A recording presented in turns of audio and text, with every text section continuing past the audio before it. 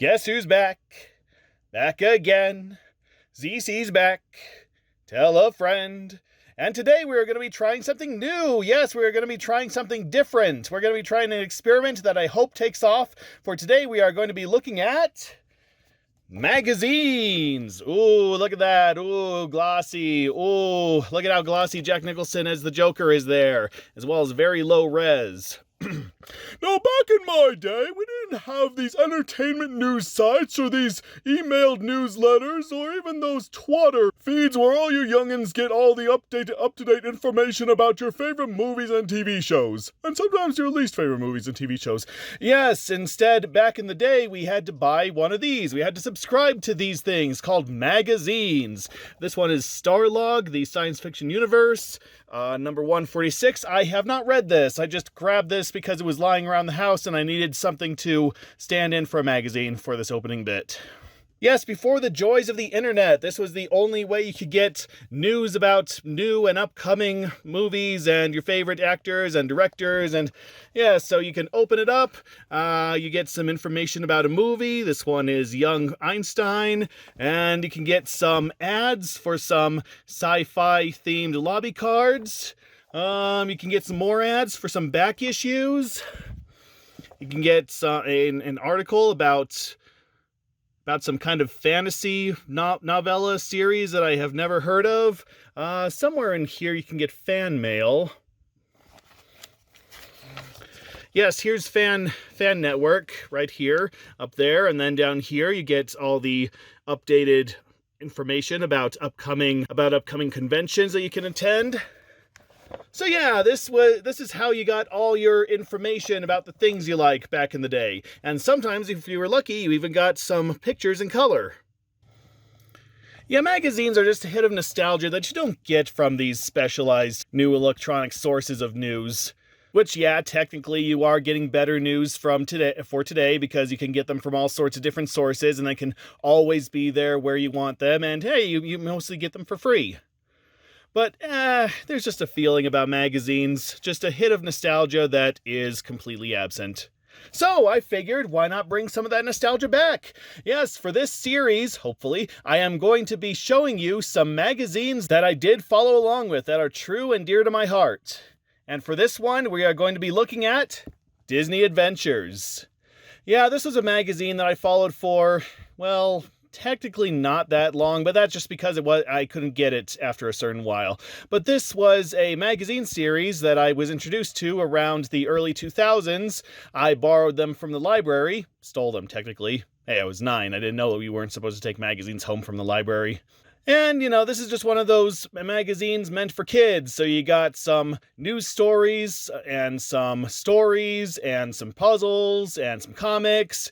And, of course, a whole bunch of ads for stuff that your parents can buy you at a later date. So this certain magazine ran from 1990 to 2007, a whole 17 years. That would mean about 200 issues. And for this series, well, we're going to take a look at all of them. Hopefully. Yes, I do realize that there may be a rights issue with this. I mean, we all know Disney. Disney likes claiming copyright on everything that it owns and a couple hundred things that it doesn't own.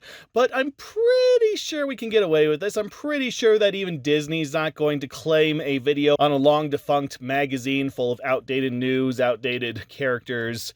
We'll have to see. But for this video, and hopefully more videos, I am going to give a mostly unabridged look through these magazines. I'm going to start at the beginning, and hey, if it goes well, I'll probably look at some more.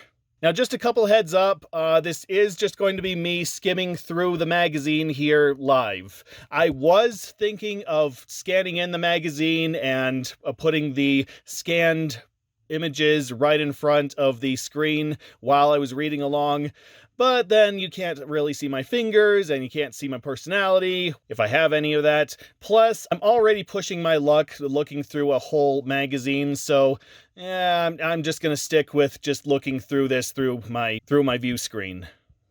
Also, there will be commentary from me as we read along. I will be making jokes, I will be giving anecdotes and that sort of thing. So if you're the kind of person to say, shut up, I just want to read the magazine, now's your time to abandon. Okay, with that said, let us look at the first issue. Yes, the very first issue of Disney Adventures, all the way from November 12th, 1990. Actually, from what I understand, this is actually from October 1990. That's just the date to take it off the shelves. A whole $1.95 back in 1990. Oh man, back in 1990, that you could buy an entire new Chevrolet with that. But in Canada, it's $2.50. Oh, you could buy the whole of Croatia with that one. Cool nerd Rick Moranis. No argument there. Russian Trek. So does that mean it's going to be like, there's a Russian version of Star Trek or something? Or is it going to be an adventure journal? I really do want to see a Russian version of Star Trek. I mean, we have Russian The Hobbit. Why not Russian Star Trek? Saddle up for big adventures. Do I have to? I guess so. And there's Baloo, the Tailspin version of Baloo. Tailspin's kind of one of those cartoons that has faded into obscurity lately. I mean, everyone talks about Chip and Dale. Everyone talks about Darkwing Duck. Well, no, not everyone talks about Gummy Bears, but Tailspin is sort of one of those cartoons that's fallen by the wayside, which, yeah, I don't blame him. I don't really remember much about that show either. And there's Rick Moranis looking all, oh, because that's his trademark, and a whole bunch of bats. Are these from Tailspin? I have no idea. Official publication of the Disney Afternoon. A programming block that, unfortunately, I didn't grow up with because we didn't get that channel. But I did see reruns of most of these shows on Toon Disney later, and truthfully, I can't really remember much of them. Yeah, I think I was always more of a Cartoon Network guy. I mean, let's face it, without the Disney Afternoon, we wouldn't have Cartoon Network. We wouldn't have the high quality that cartoons started to have around the early 90s. So the Disney Afternoon walked so that Cartoon Network could run. Of course, now Cartoon Network is practically dead, so what you gonna do? All right, let's open her up. First page, it's a Starburst ad. The juice is loose. Juice is loose, bro! And this hand is about to lose all its Starburst because a saltwater tidal wave is about to wash over it and ruin the flavor. In space, there are no speed limits. Galaxy 5000, the outer space race of the 51st century. 36 faster-than-light-speed races, 9 awesome planets, 5 high-tech turbocraft, speed zippers, solar spikes, dozens of warps and power-ups. It's the most amazing race in the universe. So, Galaxy 5000 racing in the 51st century for the Nintendo Entertainment System. I have never heard of this game. Nope, never heard of this game, and the screenshots are not telling me anything at all. So that's probably why I've never heard of this game. Howdy. Well, howdy to you too. That's us, the Disney Adventure staff. And welcome to the very first issue of your new magazine, Disney Adventures. You're welcome to it. We've got Cowboys and movies, exploring scoreboards, a bunch of people who walked from Alaska to Siberia, some neat new musical gadgets, rodeos and weird facts, and games, and how'd we get all this stuff in here anyway? How many pages is this anyway? It's like 127. That's a pretty good number there. Well, turn the page and find out, and then come back again for more and more every new issue. Look out! I will. And there's the editorial staff and the business and all the copyright stuff, and we're just going to ignore that copyright stuff. Capri Sun 100% natural, the taste of adventure. Well, the taste of the ocean there, because you've dropped your Capri Sun thing in the ocean. I'm pretty sure you can get fined for that. Passport, Disney Adventures, all the stuff that we can see. We are going to be seeing all this, so let's move on. Zip code, mail, mail, mail. Disney Adventures needs you. Send us your letters, poems, stories, photos, or drawings, and we might publish them. Yes, before DeviantArt, you had to send your artwork into a magazine and then hope that it gets seen by maybe a couple hundred people. Maybe a couple thousand, if you're lucky. I read in your magazine about a way to start your own ant colony. I want to ask for it for Christmas. Where can you get it? So, wait, this is the first this is the first issue. Where are these letters coming from? And it's probably they got the kids of the editorial staff to write letters just to keep the ball rolling. Editor's note: there's a cool ant farm kit with a book of instructions called The Ant Rancher's Handbook in Ant Colony. Check for it in your local bookstore. I don't think I will. Each summer, me, my two sisters, and my mom. Oh, it's British. Or maybe it's Australian. I don't know. Each summer, me, my two sisters, and my mom go to England because my mom... No, okay, I'm going to stop. Because my mom was born there and has lots of friends and relatives there. My favorite part of England's history is the ruined castles. A ruined castle has lots of things to do. You can climb it and learn all about it and explore all you want. Most of the ruined castles I have been to have had stairs, hallways, dark, creepy rooms, and even dark cellars and torturing rooms. For the kids. One of the most scary old castles is called Moranis. You can almost see the ghosts. I'm pretty sure that's the radioactive rocks that they used to build these old castles, because they didn't know what radioactive materials were back then. Ruined castles are a lot of fun if you are ever in England, but don't let your imagination carry you away. Well, then what's the point of exploring there? If you're not going to go there to improve your imagination, then I don't see the sense of taking a trip. Every week, my dad takes our aluminum cans down to the recycling center, and we get some money. Adventure! Suspense! Money! I want to learn more about how to save the earth and how to stop pollution. I would like to see a world without pollution. Said absolutely no real kid whatsoever. 2 fantastic shows for the Harlem Globetrotters and the Ice-Capades. For those of you who don't know, the Harlem Globetrotters are this basketball team that's just too good at basketball, so they show off every chance they get. They solved a mystery of Scooby-Doo once, if I remember. Coming to your city on their 1990-91 World Tour. Check your local arena for showtimes. I'm pretty sure they've taken down that marquee by now. So you want to be a star? Well, of course I do. That's why I'm doing stuff on YouTube. Ever wonder how kids get into the movies? Well, their parents bug the director for about 3 or 4 months until they finally get a cameo. There may be a little bit of bribery involved. Well, not everyone has a famous dad or mom or knows somebody who makes films. A few months ago, Hollywood Pictures, the new movie company at the Walt Disney Company, held auditions for 3 major roles in a new theater that will soon be in theaters. The movie is called One Good Cop, and it stars Michael Keaton, who played Batman and was the crazy ghost in Beetlejuice. You gotta love these early 90s magazines and just naming off movies that their target audience really shouldn't be watching. Hollywood Pictures hired a company called Brahman Hopkins Casting to find the 3 kids. The same company helped find the actors for Uncle Buck and other big movies. Well, as long as it's not the TV show.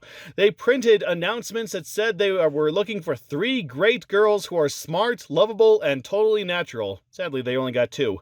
We were looking for real kids, not professional actors, since their naturalness is so important for the believability of the film, said one of the casting directors who led the search. And back here, what is it? Oh, there's a whole bunch of little news factoids down there. Well, we'll get back to that. And then Skittles.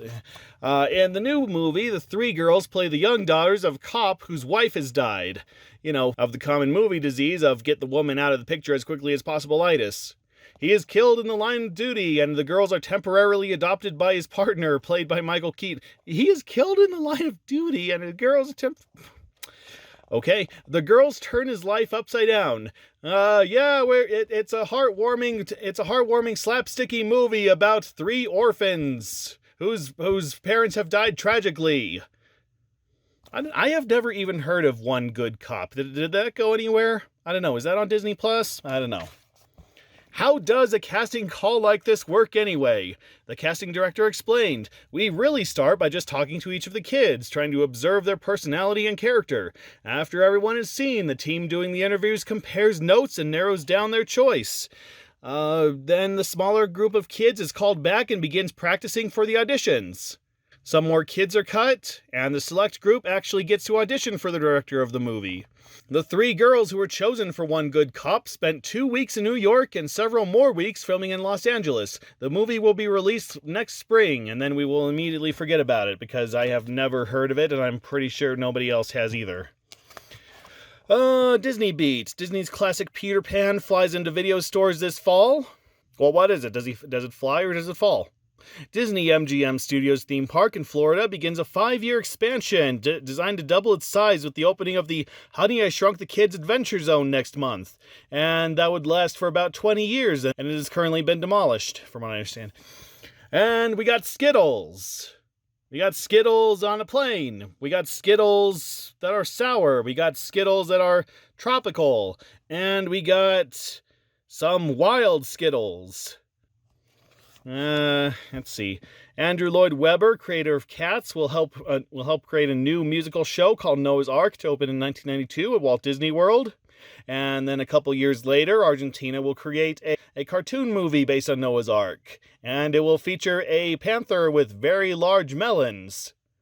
The stage show Dick Tracy Live runs through November 22nd at Disneyland and through December at Disney MGM Studios theme park. And that'll be the last time anyone hears of Dick Tracy. Awesome adventure on the video on the fun of Peter Pan. I think I had that exact video case there. Well, okay, not the exact one, not the one that they are showing that they used for the promotional materials, but yeah, that exact artwork. The days of owning VHSs for only $25. Win the adventure of a lifetime. Play the Color Me Adventurous game. The grand prize winner will become Disney artist for a day and have the once-in-a-lifetime chance to work with artists who created Roger Rabbit, The Little Mermaid, and Chip and Dale. Oh, well, why not work with the animators that created that all-time Disney classic, The Story of Menstruation? No, I'm serious. The winner will also receive a special behind-the-scenes tour of the Walt Disney World Studios and animation facilities in Burbank, California. And there's more! The adventure prize includes a trip to Disneyland for the winner and the winner's family. 5 first prize winners will win collectible artwork from a special Disney animated feature. Other winners will receive great prizes too. Look for your game piece and your chance to win in the next issue, on sale November 12th. I wonder if we can actually find the game piece in the next issue that we'll be looking at, if we do look at another one. And here's Rick Moranis. Here's that whole interview part of a magazine. I was a cool nerd. Nerd! The first time you see Rick Moranis, whether he is playing the nerd next door in Ghostbusters, you know, what all the 8-year-olds were watching, or the crazy inventor dad in Honey, I Shrunk the Kids, you just know the guy's going to be funny. No argument there. The real, not real, Rick Moranis, however, is funny, smart, and serious, as you'll see from the following conversation. You almost always play nerds in your films. Were you a nerd or a cool guy when you were growing up? I was a cool nerd. I don't know if I can do Rick Moranis voice. Did you have to deal with bullies when you were a kid? Yeah, but I had a way of getting around them. I always walked the other way and kept a low profile. I never wanted to get in fights because I knew that I was going to lose. I sound like Bill Murray from Caddyshack. Do you believe in ghosts? It's hard to say. I've smelled a couple of things that may have been ghosts. You get into an elevator and you smell potato pudding. So was someone in the elevator carrying a potato pudding? Or was the potato pudding ghost? Or is it the ghost of someone who carried a potato pudding 30 years ago? I don't know. Well, I'm glad you know what a potato pudding is. I don't know, is that like a Canadian term for potato salad or something like that? I don't know. What about Honey, I Shrunk the Kids? Was that a funny movie to film? Actually, a lot of movies that are funny on the set are not funny on the screen and vice versa, so it's not funny to do. Yeah, from what I hear, most of the greatest movies of all time were an absolute nightmare on set. It just seems that the worse a time people have on set, the better the movie. Not always. That just seems to be the general consensus. Did you play team sports in school as a kid? No, my big problem with phys ed was that I'm 5'5" and I wear glasses, and the kid next to me was always like 6'2", so I had a real problem with the whole school sports thing. I just wasn't built for basketball or football. Do you ever get the urge to be really silly in corporate meetings? Yes, I'm actually big enough now that I don't ever have to not be silly because it might be a mistake. People actually want me to be silly because they're paying me to be silly, and so they love to see me be silly. What do you like to eat mayonnaise most with? Random question there. I don't eat it with tuna fish anymore. I can hear the dolphins screaming with every bite. Oh, God. No. Do you remember your first girlfriend? Yeah, her name was Shirley. I was in grade 2. She was so cute. She was beautiful, a brunette. It was a two-way crush and went on for 4 years. And then I got a restraining order. How would you clean a Venetian blind? You buy a Venetian blind cleaner, a dust with a long handle on it, and you go back and forth. Well, I would just go get the Venetians to go clean it. You know, who can clean Venetian blinds better than the Venetians who made it? What would your mother have done if your dad had shrunk you? She would have cleaned the Venetian blinds. Look, it's Shamu by a nose. Only at SeaWorld can you talk to Shamu, the killer whale. Treat a couple of playful dolphins to lunch and come nose to nose with real sharks. There's lots more wet and wonderful fun. So come to SeaWorld. You and Shamu are going to see eye to eye until he grabs you and drags you down. As from what that's the last thing I've heard about Shamu. Rewind. Gee, Daddy-O, what's that jive talk? Have you ever noticed how a slang word is in one day and out the next? Here's the coolest talk from the last 40 years, in the words of some fave TV characters. There's different strokes. Arnold, Gary Coleman, I believe. Understand what I'm saying, turkey? Many loves of Dobie Gillis. I don't know that one. My dad and mom are square, Daddy-O. The Monkees, far out. And, of course, Bart Simpson. Radical dude, I'm out of here. I can't do Bart Simpson. The Campbell Kid. I guess that's the kid who was doing Campbell's soup back then. I don't know. This magazine's older than I am, so I wasn't following commercials back then, obviously. He's 13. He sings like Michael Jackson. And he does not wear one white glove. Tevin Campbell. Oh, okay, that's his name. I'm sorry. Tevin Campbell is music's newest star, and what he does wear are Bobby Brown baggies. Those are cool. This Dallas-born power singer was 4 when he belted out his first tune, in church, of course. His big break came when he landed a role on the TV show Wally and the Valentines. One of Tevin's co-stars introduced him to musician Quincy Jones, the man behind Michael Jackson's Thriller album. Jones was so impressed he featured Tevin on his hit album, Back on the Block. Tevin also recorded a song for Prince's new movie. Now Tevin's about to make his own album. I want to do all kinds of music. Dance tunes, rap, slow, he says. He also plans on going to college to study computers and toys with the idea of becoming an actor. But for now, he's striking the right chord in the music business. I have never heard of Tevin Campbell before. I don't know, maybe I have. Give me a minute.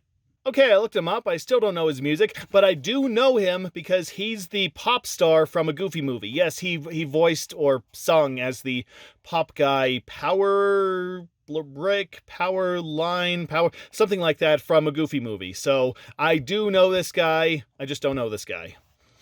Heavyweight cat on the wrestling mat. Cheetos Puffs. Oh, I love cheese puffs. Well, not regular cheese puffs. I want some flavor to it, like, blue cheese and ranch. Oh, those are good. Tomato soup and grilled cheese. Anyway, cheese, a cheese that goes crunch. Whoa. All-Star Caps. Yeah, we're going into the whole sports section of this because, everyone loved sports back in the early 90s. Hey, do you remember when caps were those funny flat hats that only baseball players or guys who pumped gas wore? Not anymore. Caps are the coolest, most poppin' head covers you can flop on your top. And that's one of the few things that's still around from the 90s. Take a look at Arsenio Hall or Janet Jackson. Completely different context today. How about Tom Hanks, Eddie Murphy, Bart Simpson, and Steven Spielberg? They all wear caps and can't seem to get enough. You see, caps can be dressed, messed, twisted, turned up, or colored down. Whether you're into backyard swimming or out on the town, caps are us. Okay. Let's see. David Robinson, don't know him. Marlene Martin, Madeline, don't know her. Kirk and Candace Cameron, I unfortunately know them. Donnie Wahlberg, yeah, that's Mark Wahlberg's brother from the New Kids on the Block days. Arsenio Hall, yes, he was the original voice of Winston from the real Ghostbusters, and then he got his own talk show. Steven Spielberg, we all know Steven Spielberg. Joe McIntyre, that's another New Kids on the Block guy, isn't he? Joe Montana, yeah, that's the football guy, from what I remember. Johnny Depp, we all know Johnny Depp. Unfortunately, we know Johnny Depp for certain recent events where he was royally screwed over. Ron Howard, yeah, Ron Howard, the guy who made The Grinch and Solo, a Star Wars Story, and a lot of prestige Oscar-worthy movies, and, oh yeah, he was the little kid in The Andy Griffith Show. Tom Cruise, we all know Tom Cruise. Janet Jackson, we don't know Janet Jackson as much today. You know, she's the youngest sister of Michael Jackson. She had her own career for a while, and then the whole Super Bowl thing happened, and yeah, pretty much everyone's forgotten about that by now, I think. Tom Hanks, we all know Tom Hanks. We all love Tom Hanks. But seriously, show me one guy who doesn't love Tom Hanks. And Boomer Istion, I don't know that guy. And then, let's see, TV, okay, these are like rumor. This is the rumor section, the rumor news section. Let's see, music, the hot new group, Wilson Phillips song, Hold On for One More Day, hits #1 this summer, and singers Carly Wilson, Sheena Phillips, and Wendy Wilson say it's a dream come true. Carney says, when we were kids, we used to put on song and dance shows for our parents. Brian Wilson from the Beach Boys is Carney and Wendy's dad. I will say I'm both impressed and you have earned my pity.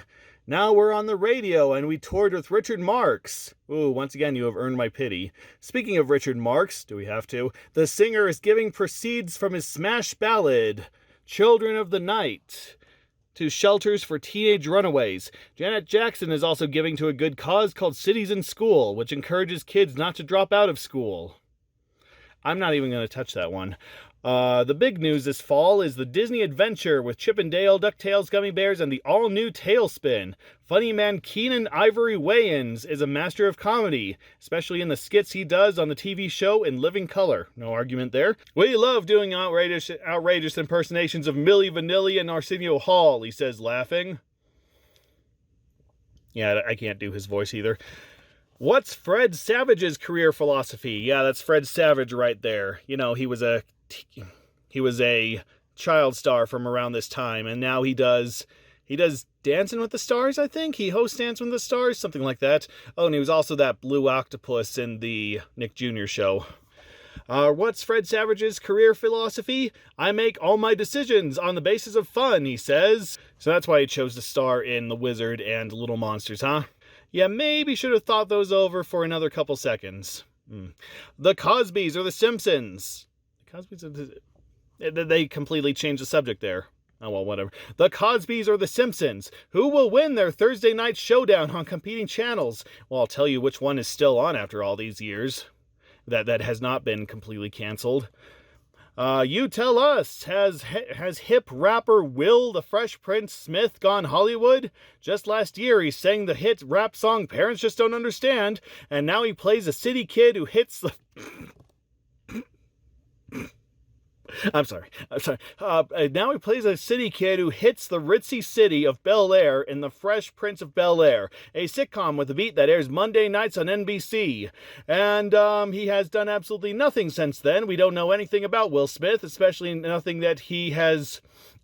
his recent collaboration with Chris Rock. Kids turned out by the hundreds to audition for the new Michael Keaton movie called One Good Cop. Once again, I've never even heard of that. See, this is she's among the hopefuls were the 4-year-old niece of singer and soap opera star Michael Damian. Don't know that one. Arnold Schwarzenegger will also be acting with some tykes soon in Kindergarten Cop, probably one of the very few watchable family movies he's done. Dirty Dancer Patrick Swayze and Keanu Reeves from Bill and Ted's Excellent Adventure will star in the new action flick Riders on the Storm. They were both in the movie Point Break as well, from what I remember. Not the most recent Point Break movie, the one that's actually watchable. Halloween! That's something that happens every so often. It's the one time every year you can get crazy, and we have some spine-tingling tips for Fright Night fun. Most Halloween shops offer accessories such as big noses, gory scars, and Spock ears. Try creating your own wild face with crayons, colored cream, and liquid body paint. It comes off with soap and water. Oh, that's a shame. I was really hoping that I'd have gray skin forever. Check out thrift shops for old clothes. Well, I check out thrift shops all the time, and not for clothes. Use your imagination. What's the strangest Halloween story we heard? A kid who had an Egyptian Halloween party. He rented a camel and delivered his invitations on camelback. That was the rich snot of the whole neighborhood. Wildest costume shop in the USA. Switz's in Syracuse, New York features a 5-piece skeleton band. They actually play music, and a 14-foot talking giant named Oscar. I wonder if they still do. Scary Ren, Schoolies 1 and 2, Fade to Black, Twilight Zone the movie, The Other, The Bride, Monster in the Closet, The Birds, Poltergeist, and Salem's Lot. Again, never mind. And check out these outrageously bad flicks just for laughs. Killer Clowns from Outer Space. Hey, that one's awesome. I Was a Zombie for the FBI. Haven't heard of that one. And Swamp Thing. Well, the first one's actually pretty good. It's the sequel that kind of veers into super corny, cheesy territory. Rad Treats. I thought that said Bad Treats. New Kids on the Block, Collector Cards and Gum, Ninja Turtle Gum and Cookies, and Sour Power Sticks. The most popular classic, you guessed it, M&M's and Snickers. I prefer Crunch Bars and Kit Kats myself.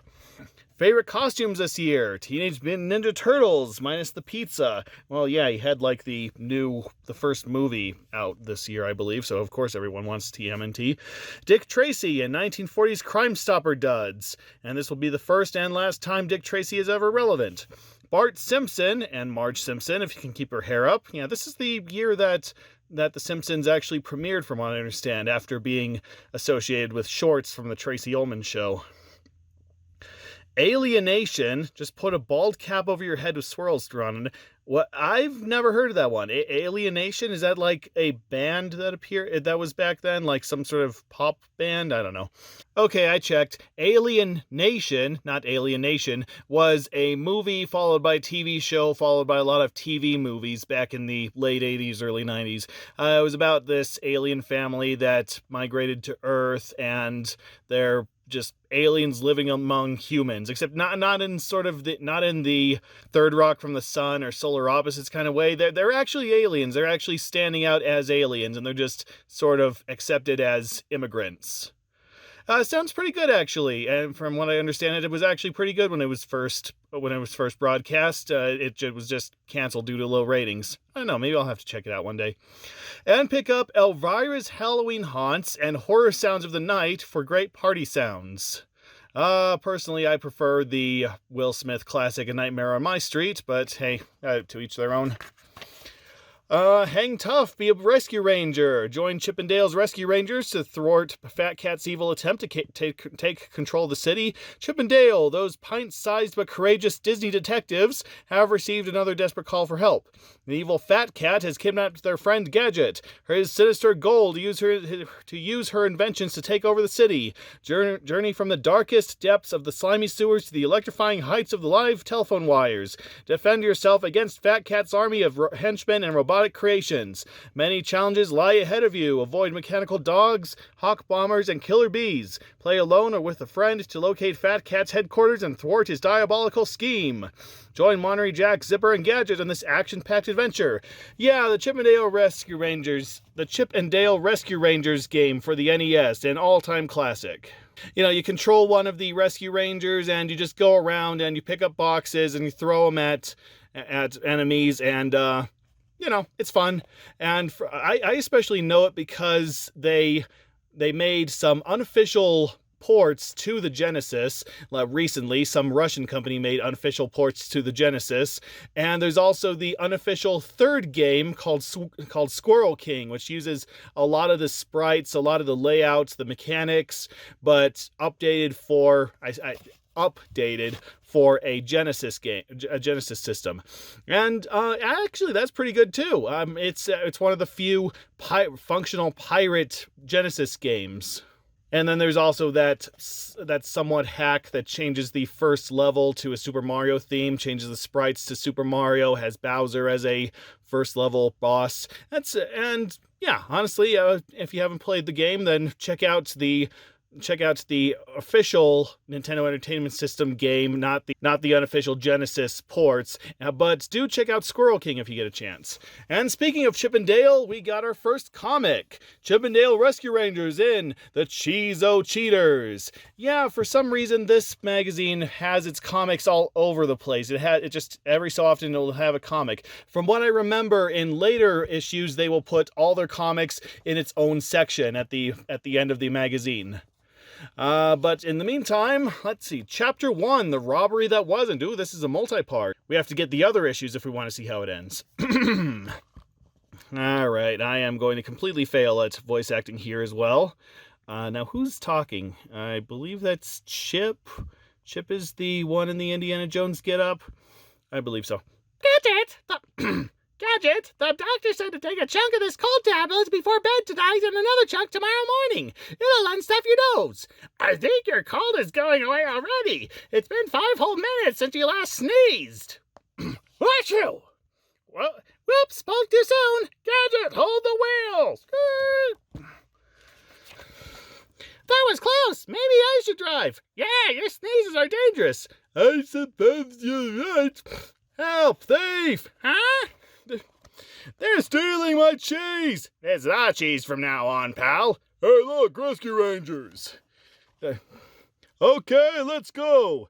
Yeah, this'll be fun. After those thieves! There they go! You'll never catch us! Let's see how those Rescue Rangers handle the little traffic. Faster, Gadget! They're getting away! Yeah, faster! I'm getting as fast as I can. Yeah, I can't do Tris McNeil's Gadget voice. I'm just imitating her as a cold.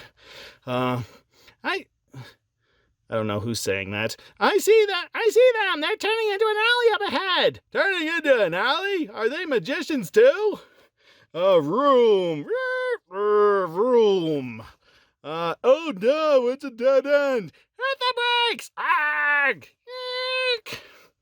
Oh boy, that was too close! Hey, Chip, looky! This isn't a dead end!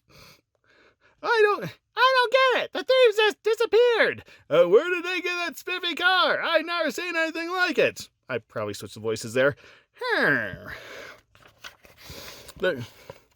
Later, at the scene of the crime... What are you doing? Stocking my shelves with this wondrous new cheese called Cheezo. I must have forgotten I ordered it.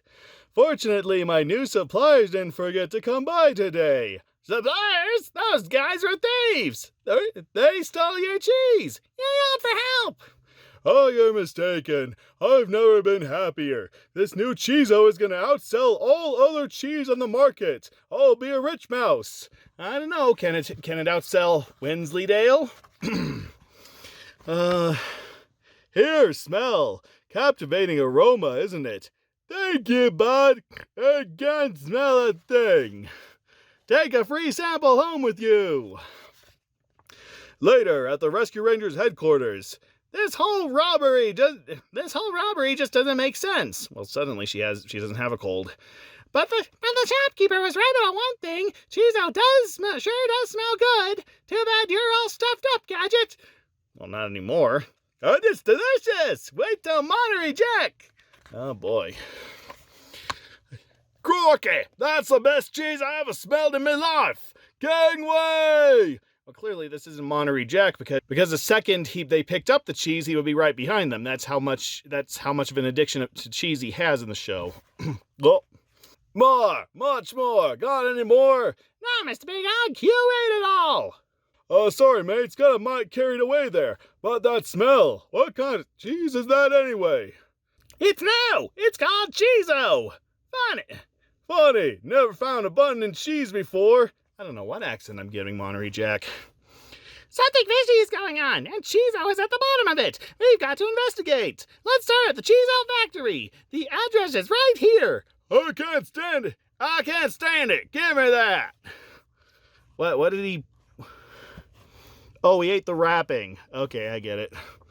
Did it again, didn't I? It's that mesmerizing smell. I can't control myself. Hey, shouldn't investigate the Cheezo factory with us. He'll go wonky over the smell there. He can come with me. Only one man could have built the car the thieves were driving. My friend Fix-It. Nobody else but a genius mechanic like him, or myself, could design something that incredible. Yeah, you must be unstuffed up. You sound perfectly fine now. Then let's go. Also, Dale's hair is a lot darker there than it is in the show, if I remember correctly.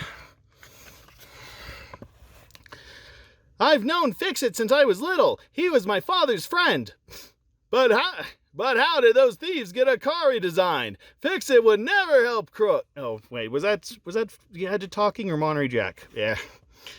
This is Fix-It's garage entrance, but it's closed. But he never closes his door on a business day. Perhaps we better open it the easy way, huh?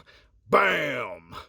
Something's wrong, Marty. Fix-It's a meticulous worker. He would never keep his garage so messy. But the getaway car is here, just as you suspected. The Cheezo factory is the same place where the thieves disappeared. There doesn't seem to be any way inside. But there's gotta be a door somewhere. Yikes, someone is coming. Hide! Oh my, it's gonna crash. Into us. Zoom. So that's how they did it. Oh, is that what that was about? Sorry, I guess I missed a panel.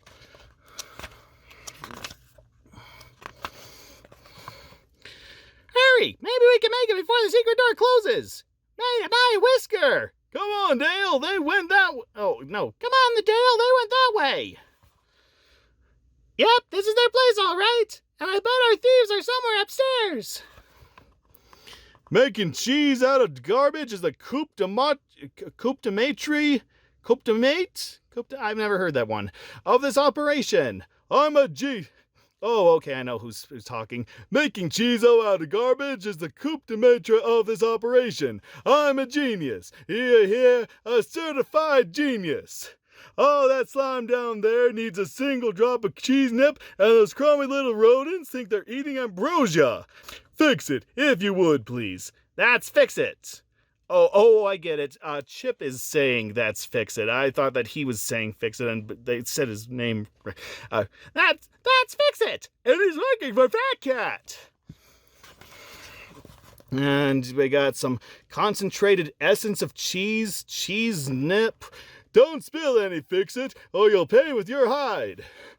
That's all the cheese nip we were able to get. And without cheese nip as the secret ingredient, there is no Cheezo. And without Cheezo, no master and without Cheezo, no master plan, huh, boss? You reach an obvious conclusion with remarkable gusto, you bumbling imbecile. Too bad Cheezo has no effect on chipmunks. How I would adore to watch those pesky rescue rangers march themselves right through a meat grinder. Well, but you're doing the world a service, aren't you? You're making cheese out of garbage. You have basically solved the world food crisis. Why are you being so evil about this? Go. What?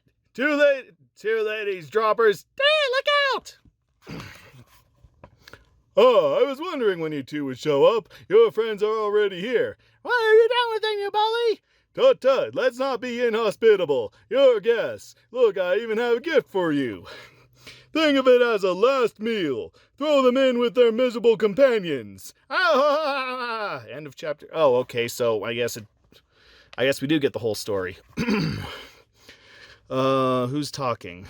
Okay. What good is Cheezo to me, you ask? It will give me the power to control every mouse in this city. Mice are small and quick and can hide themselves better than any animal, except cats, of course. But unlike the superior feline, mice are expendable. Imagine me, Fat Cat, in control of all animal activity in the city and in the world. Well, again, you're making foodstuffs out of nothing, basically, out of cheap garbage. You have solved the food crisis. You'll become rich just by selling your food. Why do you have to be so villainous about this? And as for you, well, you'll all be part of the operation, but which part will be anybody's guess. But in any case of megalomania, we've got to get you out of here. You're lucky you got a cold, Gadget. That smell is gonna drive me out of me head. Monty, nothing. Chizo is nothing but chemicals and garbage. Well, so's McDonald's. Don't let it control you. Crockett, that's it. I can get us free, mates. All I need is the proper motivation. Just let me call upon the powers of Fu Manchu here. Jump. Is it? There's Chizo out there. There's Chizo out there. I don't think I can take it. Hey, I got an idea. Push left. Push right. Okay, everybody ready? 1, 2, 3, jump! Oof. Grab that Gadget, grab that eyedropper. Eyedropper? But why? Because it contains the special secret antidote vapor for Chizo. Otherwise, Fat Cat's henchmen would fall victim to its spell as well. Okay, at least it gives a reason for why it's around. You didn't just have an antidote lying around just for plot convenience. This should work just perfectly. My head is clear again. Gadget, hello. Well, wait, he was under control before, then why was he being so helpful with the antidote? Whatever. Fix it. What's going on? Did you design a car for Fat Cat's thieves? Fat Cat captured me and used Chizo to make me build that car and this factory. And he means to control all the mice in the city to do his evil work for him. With Chizo, he could do it. Fat Cat found that vials of discarded experimental food additives from the chemical plant mixed with the essence of cheese actually puts mice into a trance he can control. Once he sells Chizo to every mouse in the city, who knows what evil he'll do? I already said it twice. He's solved the food crisis. I don't understand what the problem is here. Well, mate, if everyone can stop Fat Cat, we can. Right, now here's the plan. Soon. Shh. The Rangers should be Chizo puree by now. Yeah, boss. Booga digga. What? The Rangers, how did you escape? Come back here. Stop them, Mips. Mips? Never heard that one. Hey, you heard the boss. Stop. No, you stop. And he trips every single one with one foot. Also, how big is Fat Cat supposed to be anyway? That was exhilarating. And fun, too. No time to waste. Come on. Here's the last ones. Essence of month-old salami, essence of sour milk, and essence of foot. Yeah. I'm really starting to appreciate a good stuffed nose. This ought to do it. And they mix the stuff in with the food, and it's nasty now. Now let's get out of here. I'm right behind you. What is that infernal stench? Boss, the mixer doesn't sound right. I think we're in trouble. I don't remember the voices of the henchmen, so I'm just guessing. Boss, this door's locked. You despicable rescue rangers. Let us out of here this minute. Do you hear me? We hear you all right. Hee hee. Oh, get it off there, this thing. I'll get you, Rangers. Just you wait. Well, so much for Chizo and the factory and Fat Cat's evil plan. Thanks to you, Rescue Rangers. Hey, let's face it, mates. We always knew Fat Cat was a stinker. Boom. Your mission, should you choose to accept it, go on an undercover adventure as we seek to solve these mysteries. What are the coolest spy gadgets? How high is the mile-high building? Okay. How fast can a pond racer fly? Who are Wilson Phillips' famous parents? Well, you already told us earlier. What amazing athletes might go to the Olympics? Does Fred Savage eat caviar? Clue. Crack these cases in the next issue of Disney Adventures. On sale November 12th. Well, this one's already dated November 12th. But like I said, that's when they take it off the stands. Here's a Bazooka ad. It's odd that they're still selling Bazooka bubblegum. Who chews Bazooka bubblegum anymore? It's just, bubblegum. Nobody cares about regular bubblegum anymore. Nobody really cares about gum anymore either. It's just, it's become so much of a public hazard, it's becoming banned in most cities, from what I understand. Anyway, if you want just regular soft pink bubble gum to chew, make bubbles out of, then Bazooka has your back, I guess. Big adventures, the Wild West. The big sky over the prairies was their roof, and the lonely cry of coyote their lullaby. They lived in untamed country long before the automobile and the coming of the railroads. They rode and roped and drove cattle over great distances to bring them to market. And they lived a way of life so often celebrated in song and story that they became a symbol of America. They were the hippies. Here is the story of the cowboy. Yeah, that's what I meant. Dusty trails, they call them cowboys, cowpunchers, or buckaroos. Their tools were saddles, bridles, lariats, spurs, and chaps. Their saddle pals were their horses and other riders of the range. Much of cowboying came from Mexico. Even the word buckaroo comes from the Spanish word for cowboy, vaquero. Vaquero, or whatever. So did the horses and cattle that came to Mexico in small bands with Spanish explorers more than 400 years ago. Yeah, isn't it funny that America did not originally have natural horses, that they had to come over from Europe and then they left them here, and now the wild stallion is one of the symbols of America. By 1865, after the U.S. Civil War, great herds of longhorn cattle were all over Texas. The longhorns got their name from their horns, which are 2 or 3 times longer than the horns of today's cattle. Oh, really? It's because how long their horns are? I thought it was how long their...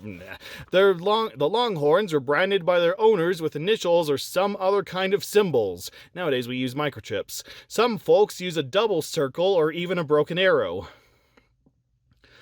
Every spring, the cattle would be ridden to market. That's when extra hands would be hired. Feet, get out of here.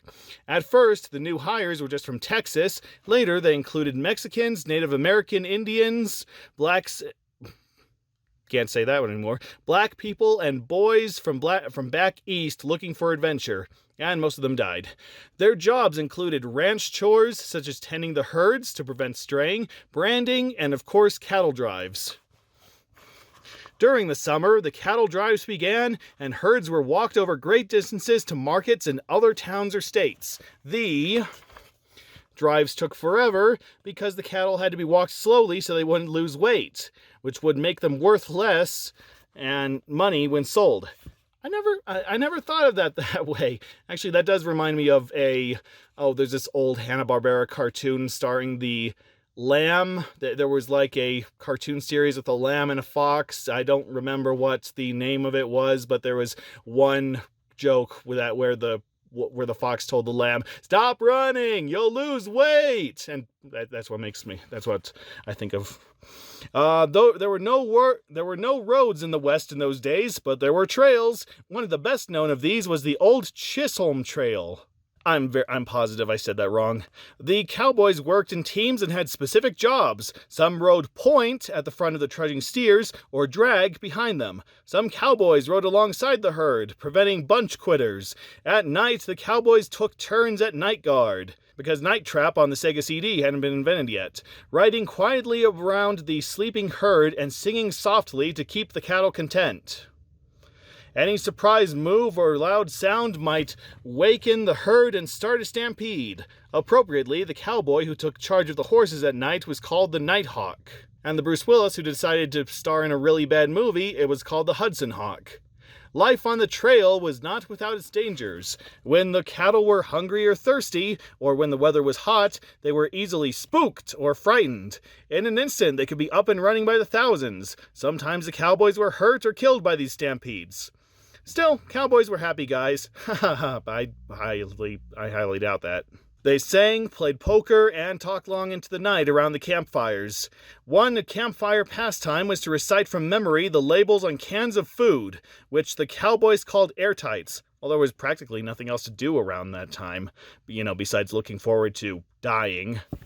Eventually, the cowboys began to vanish. When barbed wire was invented, cowboys were no longer necessary to separate the herds. With the coming of the railroads, the need for long cattle drives went away, and all the cowboys all but disappeared. The real age of the cowboy lasted less than 2 generations, before they were trampled by their own herds or shot by Native Americans or cattle rustlers or, bitten by rattlesnakes, struck by lightning, rained down and developed hypothermia. Cowboys were kind of that one thing that nobody wanted to be back then, so it's interesting how romanticized they've become. Today's cowboys keep many of the traditions of the Old West alive, but lead entirely different lives, working and living on modern ranches. Still, none forget the time when they lived where the buffalo roam and the skies are not cloudy all day.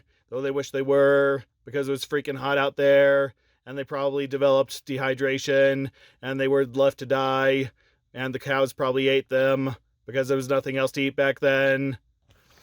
Talking around the campfire, yeah, a whole bunch of pictures. Ranch life in the year 2000. What it means to be a cowboy has gone through some big changes since the days of the Old West. 150 years ago, herds of cattle could roam the open range. And about 20 years ago, Disney made a terrible movie called Home on the Range. Now each ranch has fenced pastures, often they are electric fences, which means the cattle don't need as much babysitting. Today, are you ready for this? Most cowboys don't even use horses. Nah, really? Instead, they zoom around on 3 or 4-wheeled Hondas and Yamahas called all-terrain cycles. Cowboys on some ranches have even started herding cattle with helicopters. And there are other changes. 50 years ago, the biggest job for a cowboy came at branding time. Every year in late spring or early summer, when the new calves were 2 or 3 months old, the cowboys would round them up and a red-hot branding iron was placed on each calf's hindquarters for a few seconds, burning a brand, the rancher's symbol of ownership, into its hide. The burn makes a scar over which hair never grows back, causing the brand to stay on the animal forever. In those days, capturing a calf for branding was a real challenge.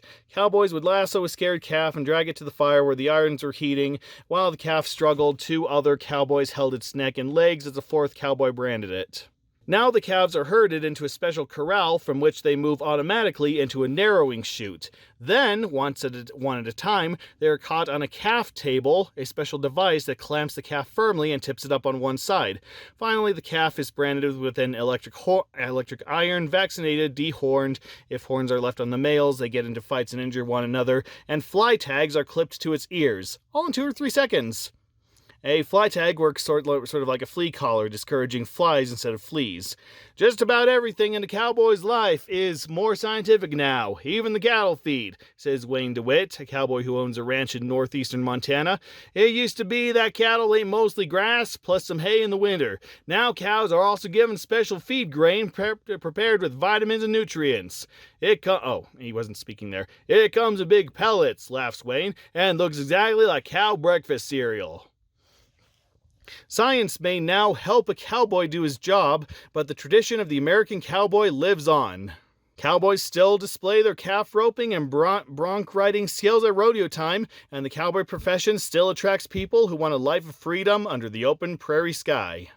And for those who can't make it there, well, they turn to YouTube. YouTube is always the last resort.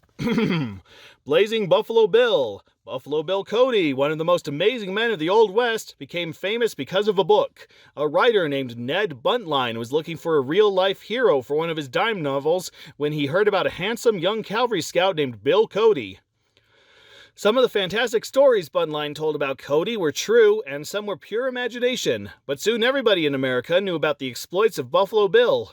When Cody got tired of scouting, Buntline suggested he try show business. Buffalo Bill's original Wild West show was part circus, part play, part sharpshooting demonstration. Crowds all over the U.S. and eventually all over the world loved it and loved Cody.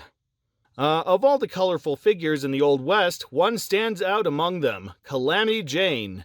Jane, whose real name was Martha Jane Canary, made her living as a mule skinner, a scout, a stagecoach driver, a railroader, and even a professional gambler, and a prostitute.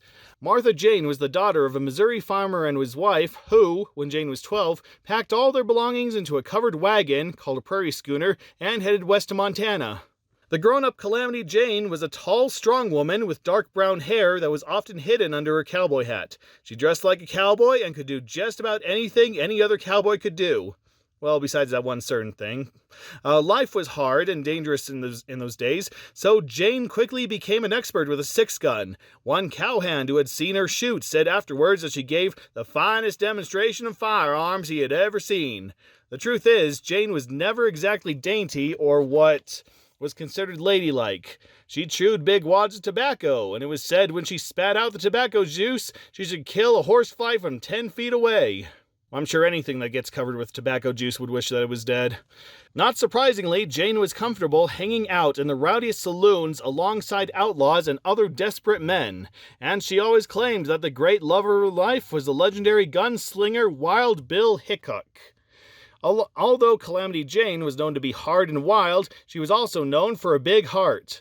I highly doubt that one. Over the years, she often earned her living as a nurse and had a reputation for giving people nursing care even when they couldn't pay her. Never heard that one, actually.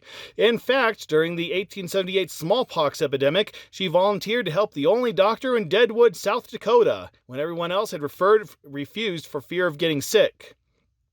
"Somebody's got to," she said, and when she had used up all her money buying food for the sick, she walked into the general store with her gun drawn and ordered some more groceries. "Don't worry about your bill," she said. "I'll pay for it when the folks I save can walk again." The store was never repaid.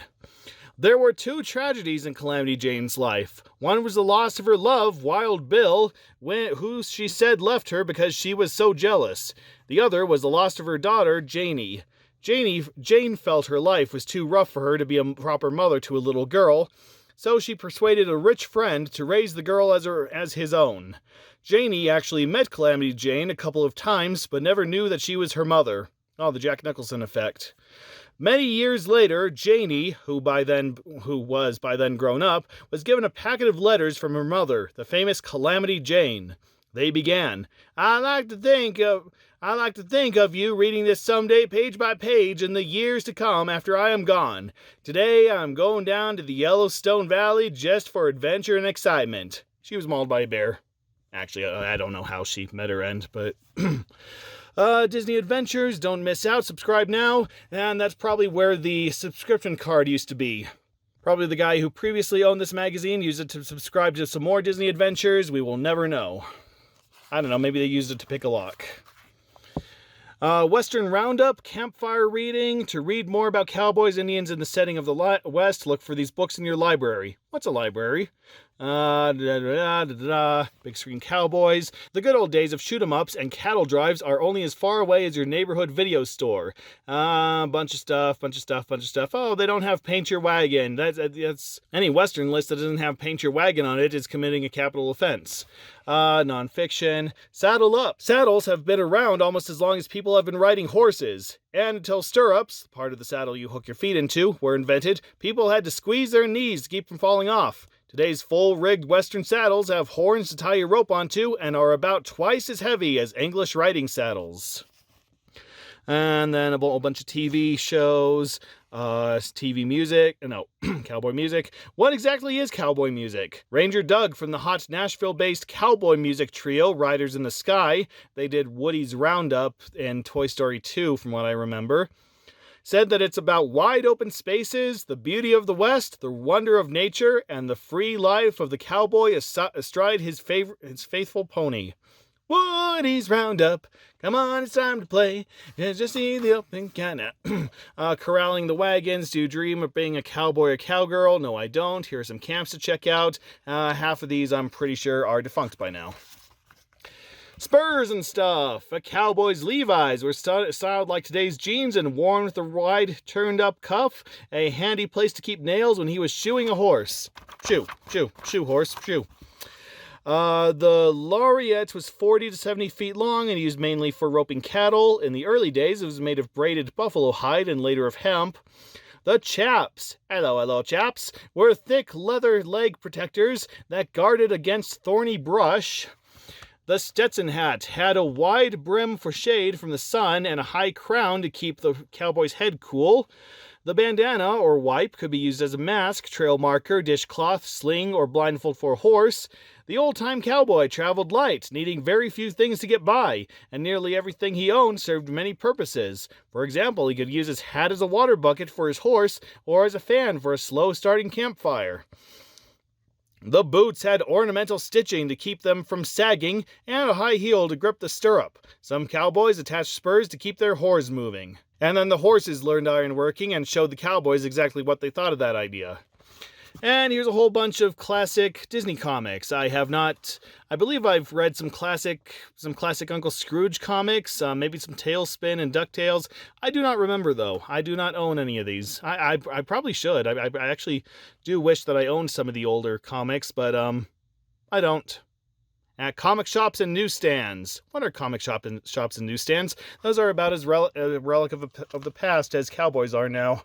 Backpack Guide to the World. Or Backpack A Guide to the World, I guess. Is this a feature? Is this a monthly feature? Or is this just the title of the article? I don't know.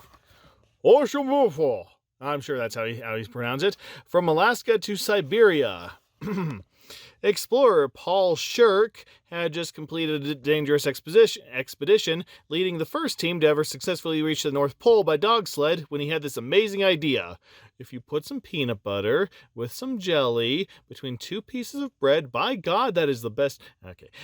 There he was standing at the North Pole, putting up a big peace banner, thinking, where's the bathroom around here? What if I organized an Arctic expedition that really could help peace? He stared at the American flag that he had erected next to the peace banner and got the second part of the idea. What if some Soviet explorers and I crossed the Bering Strait together? Well, unfortunately, that wouldn't last very long because the Soviets wouldn't last very long at this point. The Bering Strait is a very strange and special place. It is 50 miles of water separating the northernmost part of the United States, Alaska, from the northernmost part of the Soviet Union, Siberia. In fact, if you include the American and Soviet islands that dot the Bering Strait, the borders of the two countries are only separated by 2.5 miles. And yet the political prisoners all stranded in Siberia still can't escape. And yet no person has been legally allowed to pass through the strait in 40 years. My point exactly. Paul decided to change all that. I've always believed that instead of just the governments talking to one another, ordinary people from one country should talk to ordinary people from the other. When the people understand each other, he continues, wars are less likely to occur. That's debatable. Paul called his expedition Bering Bridge because he was making a bridge of peace across the Bering Strait. Oh, is that why? Astonishingly, both the Soviet and American governments supported Paul's idea. He then organized 6 American and 6 Soviet explorers to make the 1,000-mile journey by dog sled and skis across the icy Siberian tundra. The trip was full of difficulties. For example, although the Russian and American human team became friends, their dog teams didn't. The American dogs... I'm pretty sure that's what we've been called for quite some time by the Russians. And we're always trying to pick fights with the Russian dogs and vice versa. Usually, the humans manage to keep the quarreling animals apart.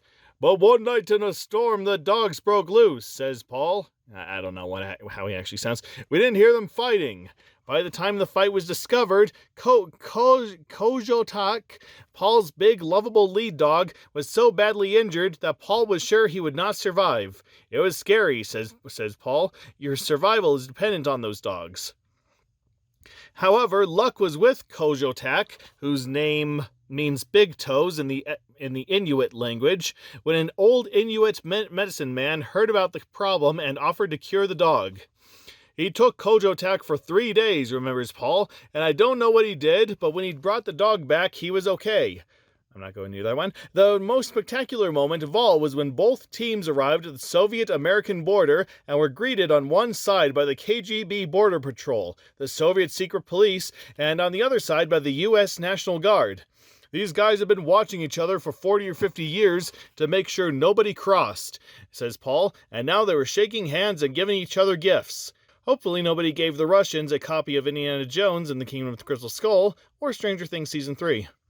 Paul was even able to create friendships between American and Russian kids. When I was traveling through Siberia, explained Paul, I collected a backpack full of addresses of Soviet kids that I distributed to American kids when I got home.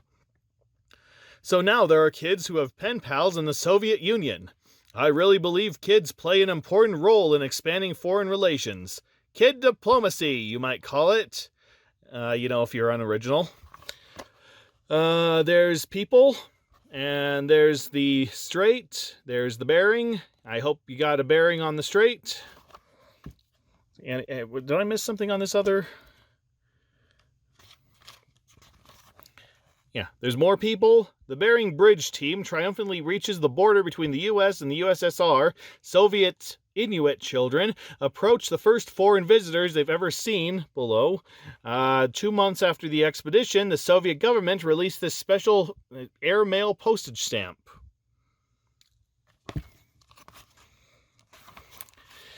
Okay, True Life Adventures. Didn't we just have that one? Yeah.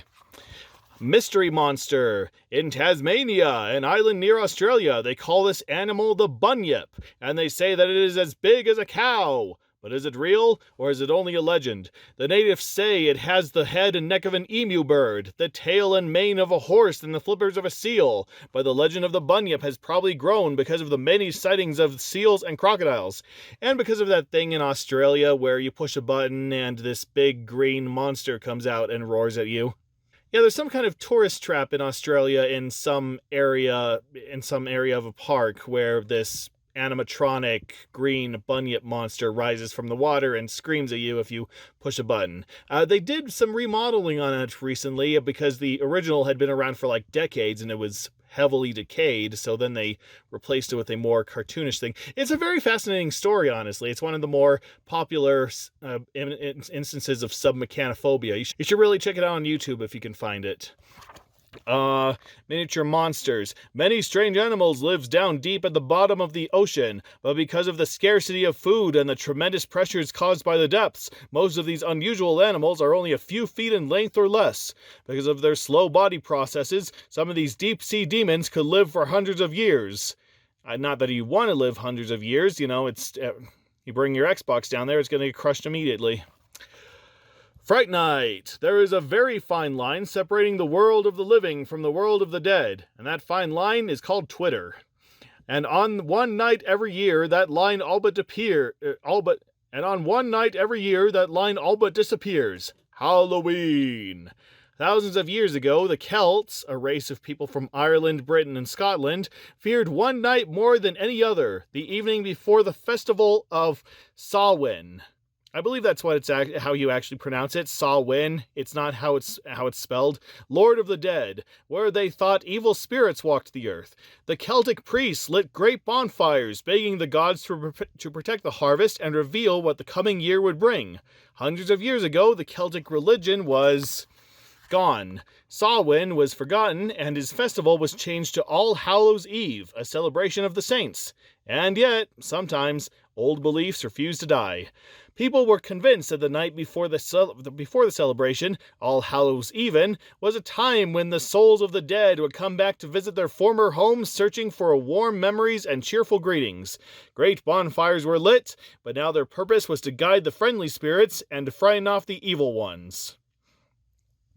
Some of these evil spirits appeared as hovering balls of light, called will-o'-the-wisps or jack-o'-lanterns.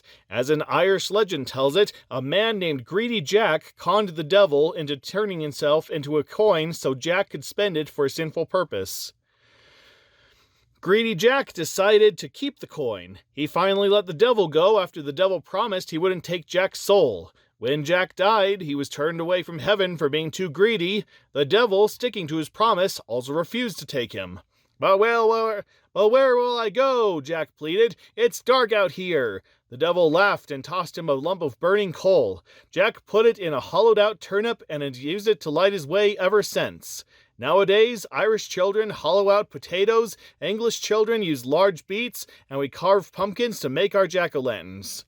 I was going to say that's something you don't hear on Disney Channel anymore, but I don't know, that sounds about right. That doesn't sound too out of place for, like, the Owl House. Gradually, the Halloween feast became a merry time. Boys would go out in the night, masked so they would not be recognized by anyone, to play pranks on their neighbors. People soon grew wise to these tricks and began living treats so that the masked hooligans would leave them alone. This became known as the first protection racket.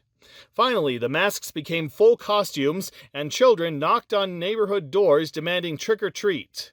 Today, we are much too smart to believe in the frightening parts of Halloween. You haven't been to Alabama, then. We know ghosts and other supernatural beings don't really exist, but can we be so sure? I'm pretty sure I've seen ghosts and people who shouldn't exist. It's called C-SPAN. If you're brave enough to find out, follow the instructions of this legendary charm. After sunset on Halloween, put your clothes on wrong side out and walk backwards to a crossroads, and at midnight you might see a real witch. Write to us if you do. Let's see, carving jack-o'-lanterns, and has all been a Halloween tradition for centuries. Girls also used to throw apple peels over their soldiers to find out who would marry. Never heard that one. The peel would fall into the shape of a letter, which they believed was the initial of their true love. Well, better than finding the letter of someone in your cat's, like in Frankenweenie. Of course, visiting a cemetery is always spooky. And if you're in Mexico, you can buy bread baked in the shape of skulls. Creatures after dark. All last week, our dog barked each night at about 10 p.m. The neighbors told my parents that they'd seen an opossum searching for food around our trash cans. Opossums look a little like large rats and have hairless tails. Yes, I'm pretty sure we all know what an opossum is.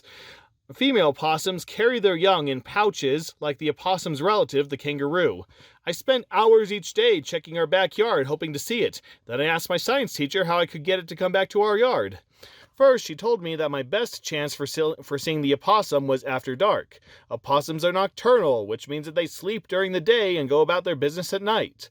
So last night, my brother and I sat out on lawn chairs under our apple tree, waiting for the opossum to appear. Just when we were getting bored waiting, a bat flew across the yard. So we talked about bats. My brother told me that some things people say about bats aren't true. For instance, bats aren't blind and won't get caught in a person's hair. My brother likes to talk. So he told me what he'd learned in his biology class about them. Bats are the only mammals that can fly.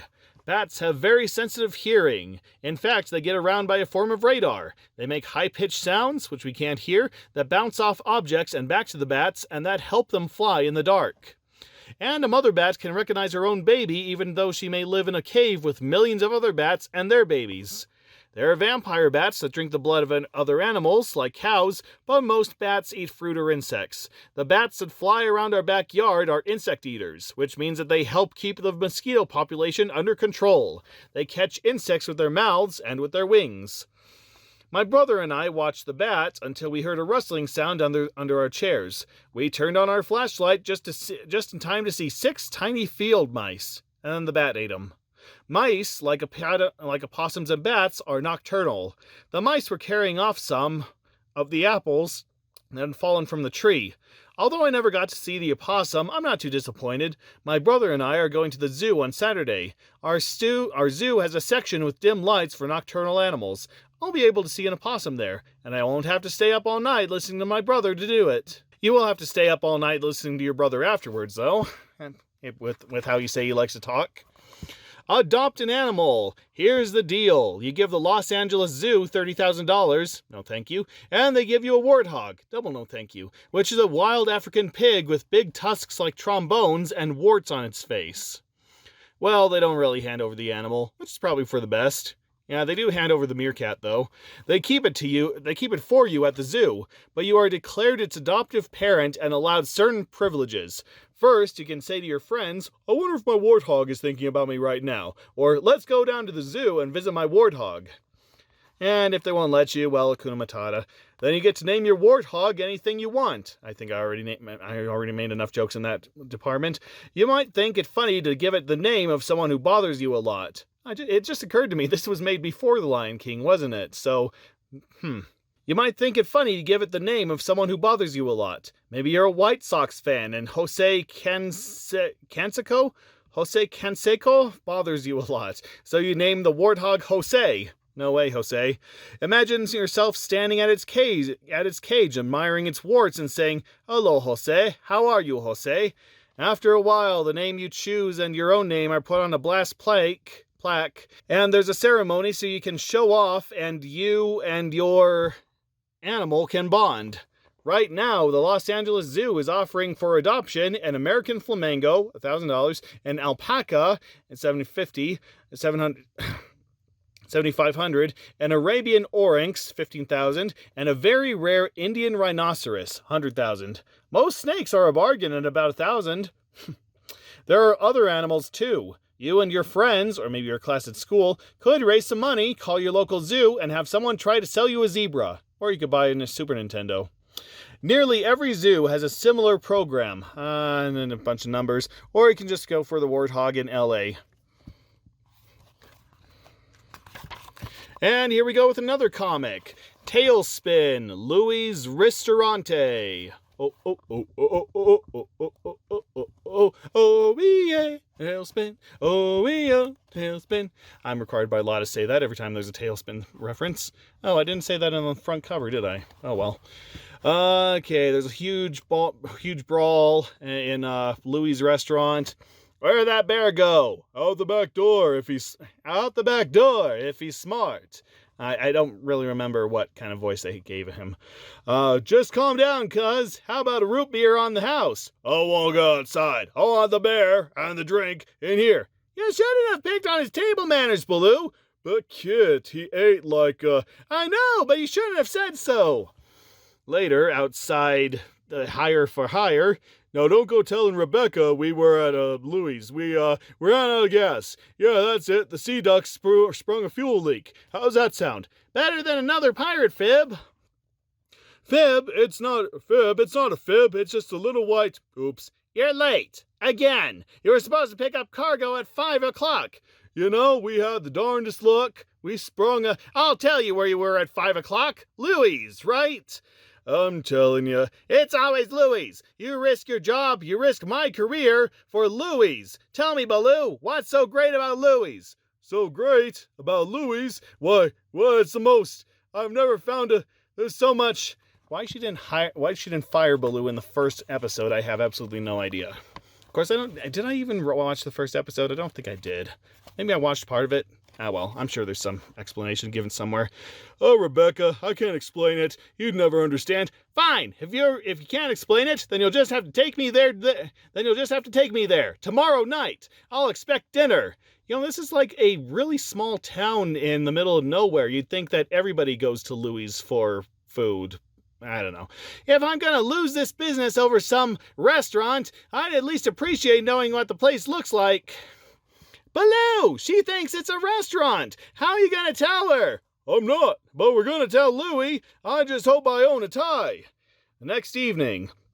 Baloo, I didn't think you owned a tie. I didn't. Look, Rebecca, you look real pretty, but maybe you should tone it down. Maybe take the jewelry off. This place can be a little... rough. Hey, Baloo, my best customer, and madam, welcome to Louis' Ristorante of Italiano. I'm Louis, your host. Can I seat you, cuz? Well, maybe apologies are in order. Yeah, okay, I'm sorry. No, silly. I mean, I should apologize to you. This place is fantastic. It sure is. I'll get us a couple pineapple juice fizzers. Excuse me, madam, and I could not help noticing you. Who, me? Yes, you. You are beautiful. The most beautiful creature I have ever seen. Take a walk with me under the moonlight, no? Well, Oh, wait, I'm with Baloo. The fat bear? Madam, I do not mean to offend, but he could not possibly belong to one so lovely, so captivating, so adorable. Rebecca? Hey, fella, what are you up to? You and your buddy leave this lady alone. Baloo, Rebecca just went outside. Oh, what for? Some shady-looking Don Juan came in here with that guy and swept her right out of here. I think you better check on her. Thanks, Louie, I will. All right, what's going on here? Who are you, sir? You trying to cause trouble in my palace? And when your hair catches the moonlight, you become a silvery dream of loveliness. Really? And your necklace is even lovelier than you. Ah! Fool, you're alone with me now. You cannot defend yourself. Can't defend myself? We'll see about that, Buster. Rebecca, I'll save you. Take that, you rotten liar. For that you'll pay. Aye! Whoomp, oof. Now get out of here and take your ugly friend with you. Oh, Baloo, I never should have come here. It's a rough place, and I had no right to maneuver you into taking me. Maneuver me? I've just been lonely. I wanted to get out for an evening, that's all. And I don't know many people besides you. I didn't think you'd take me anywhere, just as a friend. Well, I'll be. You just wanted to have a little fun. But without the jewelry. Look, boss, I guess we don't have much in common, but fun is universal. How about we try this again? Deal. I'm sorry, I got the word balloons mixed up. Look, boss, how about we try this again? But without the jewelry. Deal. Oh, Rebecca, I think we'll have to start from the beginning. Welcome to Louie's. Yeah, switch the genders on that comic and see how well that goes. Cyber, Kid Tech and Science. Let's see, we got an ancient basketball scoreboard there, electronic scoreboard there. Inside Scoreboards. Oh, that's the entire article. Okay. He didn't know it then, but 30 years ago, Bill Veeck, baseball's master showman, began what could be called the Scoreboard Wars. Veeck introduced the exploding scoreboard at Chicago's Comiskey Park in 1960. When a White Sox player homered, the scoreboard lit up with a fireworks display. Then, other scoreboards grew larger, colorful, and more complicated. In 1980, Mitsubishi built the first electronic scoreboard at Dodger Stadium in Los Angeles, California, and computer-driven animation began to entertain millions of fans. Today, the biggest scoreboard in North America is at the Sky Dome, the home of the Toronto Blue Jays. The Sony Jumbotron scoreboard measures 110 feet across and is 33 feet tall. It has 67,200 light cells, each one made up of 2 picture elements, or pixels. Ah, the joys of pixels. You know, when we actually measured scoreboards and computer images and such by pixels. Weren't those the days? Retta Schick, an associate producer of the scoreboard, helps run the computers and sound of Jumbotron. There are 2 control rooms next to the press box, one for the picture, the other for the music. They look a little like a TV studio, she says of the control rooms. When there's a stolen base, we might run a cartoon of a little guy sliding into second. Or if there's a home run, we'll show the ball popping out of the screen. If a player chases a foul ball close to the grandstand, there might be the sound of a car screeching to a stop or a ball crashing through the window. In any season or sport, when your favorite athletes jump across these screens, you'll know that scoreboards are more than moving pictures. They're a waste of electricity, that's what they are. Facts? Oh, okay, I get it. There are a bunch of fast facts. Happy birthday, number 275 and 1.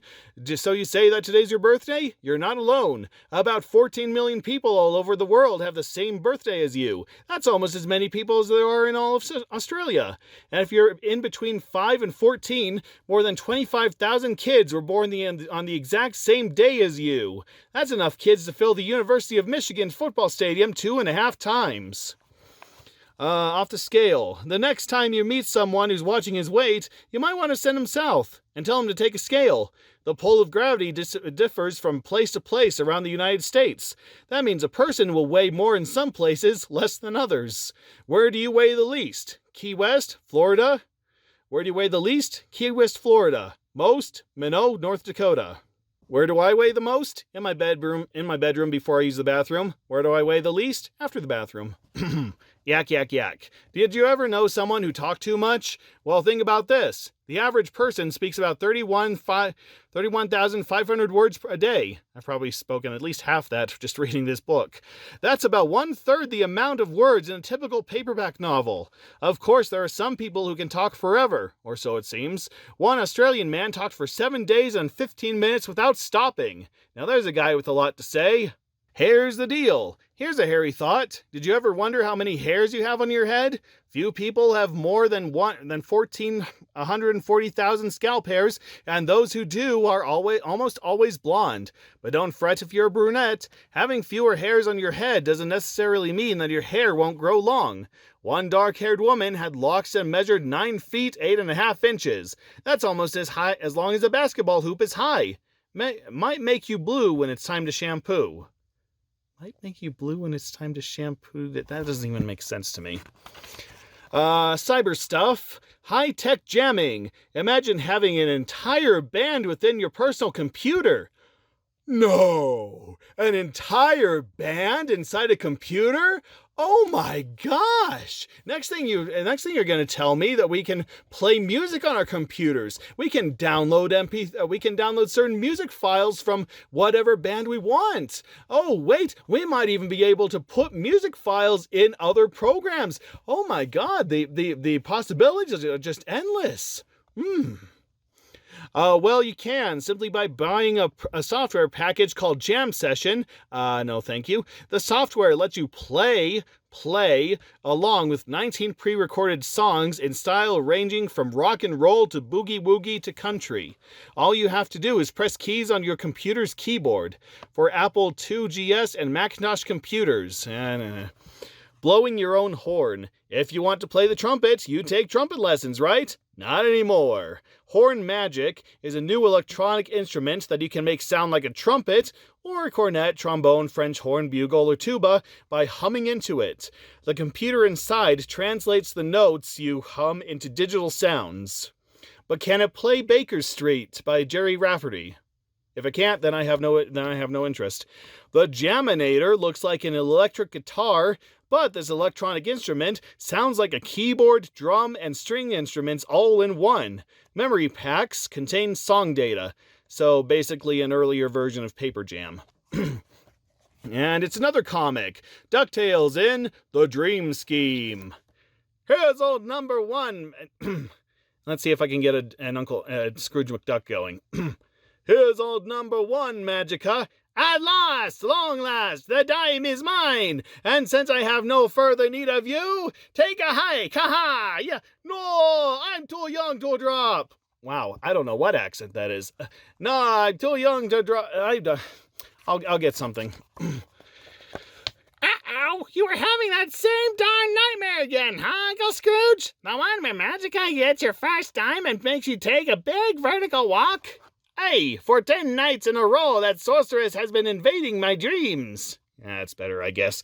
That fiend is using her magic to prevent me from snoozing. She'll drive me so batty, I'll be putty in her hands. That's right, McDuck, and soon you won't know a dime from a dollar. Ha! Magica! Bye, Scrooge! Sweet dreams! Ah! If you ever get to sleep, that is. I can't do June 4A, I'm sorry. Come back, hag! No, you break the aquarium! Tell me he's not a shark. Please tell me he's not a shark. You keep an aquarium in your bedroom and you normally put sharks in your aquarium? Yeah, I guess you need something to do with all that money. 2 minutes later, he is fully dressed, his nephews are fully dressed, and no. He doesn't drive his own car. The show made that very clear. He cannot drive. In fact, there was this whole episode where he actually fired his chauffeur, and then he brought him back just because he couldn't drive. Anyway, I can't sleep. Nothing works. Maybe Gyro Gearloose has a way of thwarting magic. Greetings, gang. You're just in time to see me try out my new junk mail shredder mailbox. First, you turn it on. Well, it shreds junk mail, but also bills and letters. Forget that, Gizmo Gyro. We'd like you to whip up a Dream Buster. Magica's invading my sleep every night. I haven't had a good snooze in a month's pile of bills. Oh, he pays bills? Also, I've noticed that that's something that usually happens with the nephews in comics and merchandising and such. You see, their nightgowns are color-coded, and so are their caps, but then they're all wearing black shirts. That's something I've noticed in everything but outside of the show. They just wear black shirts. Why? I have no idea. Maybe it's like a Blue Shirt Bart, where they just accidentally sent out very early promotional materials to the people making the merchandise, and they just never got around to correcting it. Anyway, say no more. One nightmare neutralizer coming up. I forgot what voice I gave Gyro. It's ready, Mr. Scrooge. So that's where Scrooge went. As soon as I click this on, Magica will no longer be able to break into your dreams. Wrong, Bobby. That pathetic contraption is no match for my magic.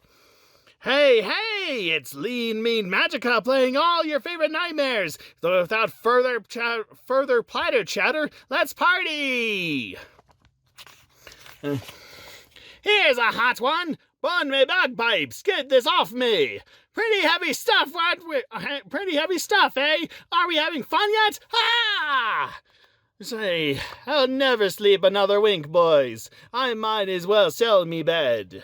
You party animals can stay up all night, but I need my beauty rest. Ha-ha! And if you ever hope to snooze again, Scrooge, you'd better fork over old number one. Never, Hag, never. Not even if I don't sleep for another zillion years. That's Uncle Scrooge. It's a shame we can't invade her dreams. Or maybe we can disturb her sleep. Do you still have that holographic projector? Why, yes, and I think I get your drift. Later, Scrooge! Magica dispel! Oh, Magica! It's me, Scrooge, and I got your lucky dime. It's yours for the taking. Mine? You're finally giving it to me? Come on, Magica. Try to get it. What trickery is this? Scrooge, what have you done to yourself? Put the hologram on auto loop, Gyro. I'm going to get some sleep. But Magica sure won't. Oh, Magica, my lucky dime. Take it, it's yours. Oh, I'm not liking this one stinking bit. Next morning, I got Scrooge slept like a baby last night. My Magica sure didn't. Had a rough night, eh, Magica? Bah, you'll win, McDuck. No more dream stuff. I need my beauty rest. Then you better sleep for a whole century. Ooh, my accents were really bad on that one. We got another western part. Imagine a cowboy covered in dust and surrounded by sweaty cattle. Can I please not? He's just spent all week on horseback, so what does he do for weekend fun? Take a 4-hour shower? He gets back in the saddle and chases steers in a dusty arena. It doesn't make much sense, but that's how rodeo began back in 1883 in Pecos, Texas, when a bunch of cowboys competed against each other for prize money. And today, thousands of cowboys compete in rodeos each year. There's even a Super Bowl of rodeos, held every December in rodeo towns across America. The rodeo uniform is familiar. Blue jeans, bandanas, boots, chaps, a big hat, and a whole lot of rope. What's tough to figure out is how to actually win this competition. To start, there are 7 contests, called events. They happen in this order. Bareback bronc riding.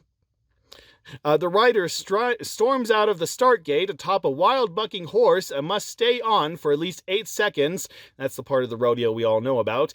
Calf roping. One man chases a young calf on horseback and tries to rope him in record time. That's the other one we know. Bulldogging, or steer wrestling. 2 cowboys riding horses try to rope a bull as far as they can. As fast as they can. It's called dogging because years ago, rodeo star Bill Pickett bit a steer's mouth with his teeth. Ouch. Just like a bulldog would do. A very stupid bulldog. Saddle bronc riding. Similar to bareback bronc riding, except with a saddle. Team roping. 2 cowboys on horseback chase a steer, lasso him, and tie him up in record time. Barrel racing. There are 3 barrels spread around in a cloverleaf arrangement, and a rider races her horse around each of them without knocking them down. This one is for women only. Bull riding. This is the last act. You take an angry bull and make him madder by strapping a belt around his waist. The rider tries to stay on for 8 seconds and is judged on how well he rides and how wild the bull is. The clown act is not a contest, but it's an important part of the rodeo. It's the rodeo clown, dressed in funny-looking clothes and spiked baseball shoes, who has the most important job. He's there to distract the bull when a cowboy wants to get away. Rodeo is clearly a dangerous sport. Riding a 2,000-pound bull for 8 seconds seems like a very long time. But kids compete in rodeos too, on only slightly smaller animals. Kid rodeo events are organized by the Little Britches Rodeo Association or the National High School Rodeo Association. Both groups are based in Colorado. So if you live in Utah, you're SOL. Most rodeo kids start when they're about 8. Boys compete in bareback bronc riding and bull riding. Cowgirls try their hands at barrel racing, goat tail tying, and breakaway calf roping. Prizes range from belt buckles to rodeo scholarships. Roped into rodeo yet? Well then saddle up, cowboy. I used to go to the rodeo all the time when I was a kid. I'm sorry, I was just completely bored out of my mind. Alright, and now we're on Rolling Thunder, which was a Tom Cruise movie, wasn't it? Engines roaring, tires screeching, and metal crunching. Those are the sounds of stock car racing. It's also the sound of rush hour here on Mondays.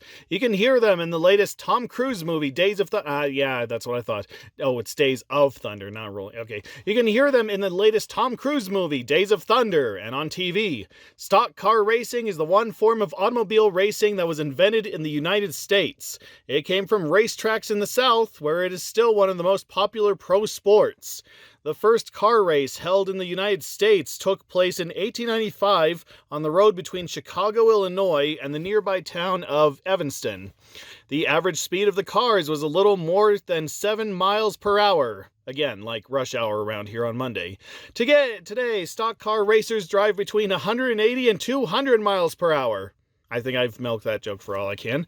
Stock cars are different from the cars in the Indianapolis 500 or the Grand Prix that race all around the world. They look a lot like your family's car, and that's where the name came from. They began as stock, the same cars sold in showrooms. Then, almost everything on the car is modified or replaced, including the engine, shock absorbers, gears, and tires. Most stock cars aren't street legal, meaning you can't drive them to work. Well, that doesn't stop anyone. In fact, they only have one seat for the driver. The mechanics add a roll bar that keeps the roof from caving in if the car rolls over. Whether it works or not depends on the mechanic. The big league of stock car racing is the NASCAR circuit of events. NASCAR stands for the National Association of Stock Car Auto Racing, and the top drivers on the circuit are veterans Darrell Waltrip and Richard Petty. And if they're lucky, then the Alvin and the Chipmunks can be saved by the mascot of NASCAR, Digger. Alvin and the Chipmunks 2 was stupid. All the Alvin and Chipmunks movies are stupid. But all racers start somewhere. Lots of towns have local tracks where you might see one of the racing stars of tomorrow. Getting a pizza, of course. He doesn't start racing his stock car until Tuesday. Richard Petty, right, is a top stock car driver in real life. Tom Cruise plays its driver in the movie Days of Thunder. You know, that movie that nobody remembers. Gear. Okay, this is what we pretty much already went over, except it's sports gear, I guess. The new bike book. So you've got your bike out and you're ready to hit the road, but the seat's too low and the gears need adjustment. Simply pull out the new bike book by Jim Langley, or trade your bike in for another one. This small pocket book has everything you need to know about bicycle maintenance. And it sells for $4.95. Not anymore, it doesn't. No bounce puck. It's a ball, but it doesn't bounce. It makes goals like a regular hockey puck, but it isn't flat. It works on ice, but you can use it on the street. It's the new no-bounce street hockey ball. There are 3 kinds, one for cool weather, one for cold weather, and even one for warm weather. It sells for $1.79. Again, no, it doesn't anymore. Zwirl. If Martians played football, this is the ball they'd use. Well, you better hope that no Martians see that when they finally invade Earth, or you're going to be in trouble. It's got wacky swirls and spirals through the air at a surprising speed. This new lightweight, high-flying football is called a Zwirl, and its design makes it easy to grip and catch. Zwirl, which sells for $14.95, say it with me, not anymore, comes in 2 colors, high-tech black for those night games where you really want a challenge, and hot yellow. I've seen more attractive yellows. McDonald's presents Disney's Tailspin Happy Meal toys, landing at a McDonald's near you in November. These must have been some of the most popular Happy Meal toys in existence, because I am still finding these littering the shelves about 23 years later. You cannot walk into a thrift store without finding at least one of these. Some of them still bagged. I mean, they're pretty cool. They're metal. You don't see metal toys anymore.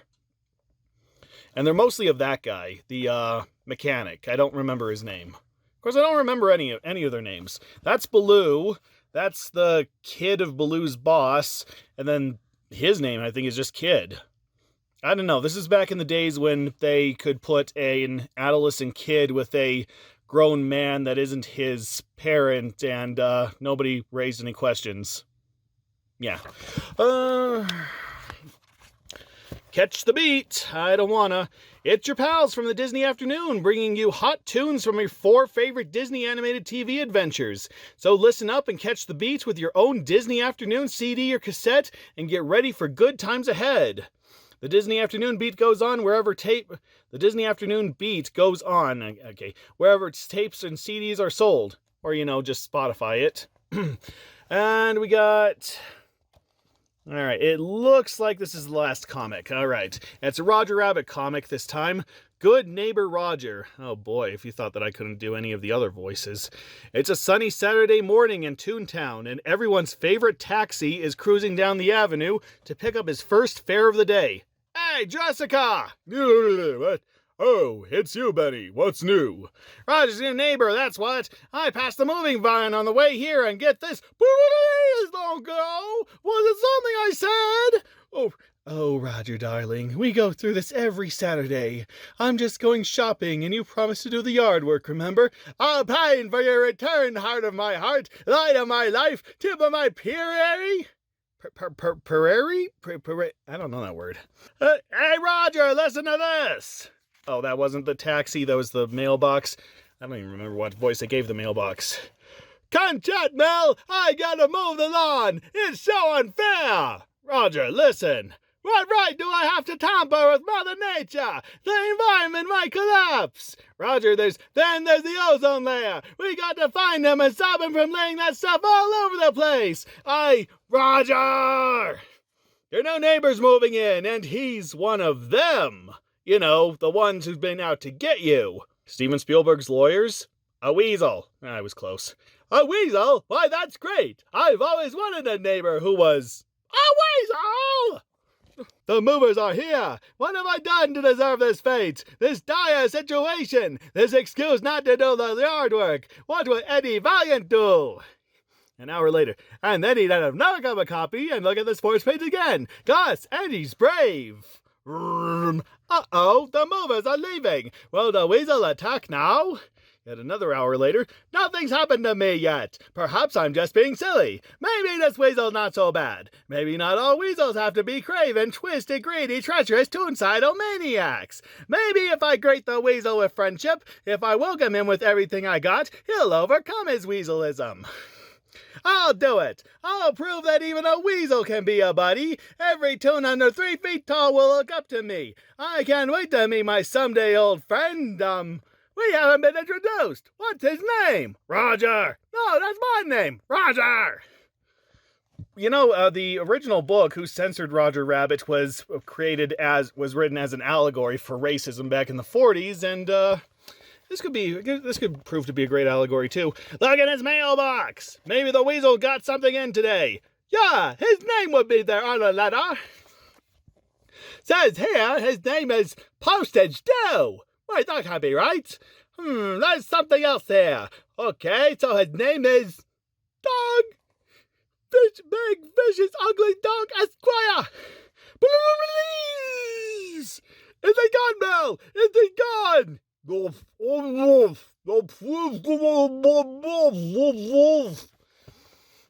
Well, even if I don't know his name, everyone loves a cake. And the dog can reach me up here. Nobody can stop me from delivering.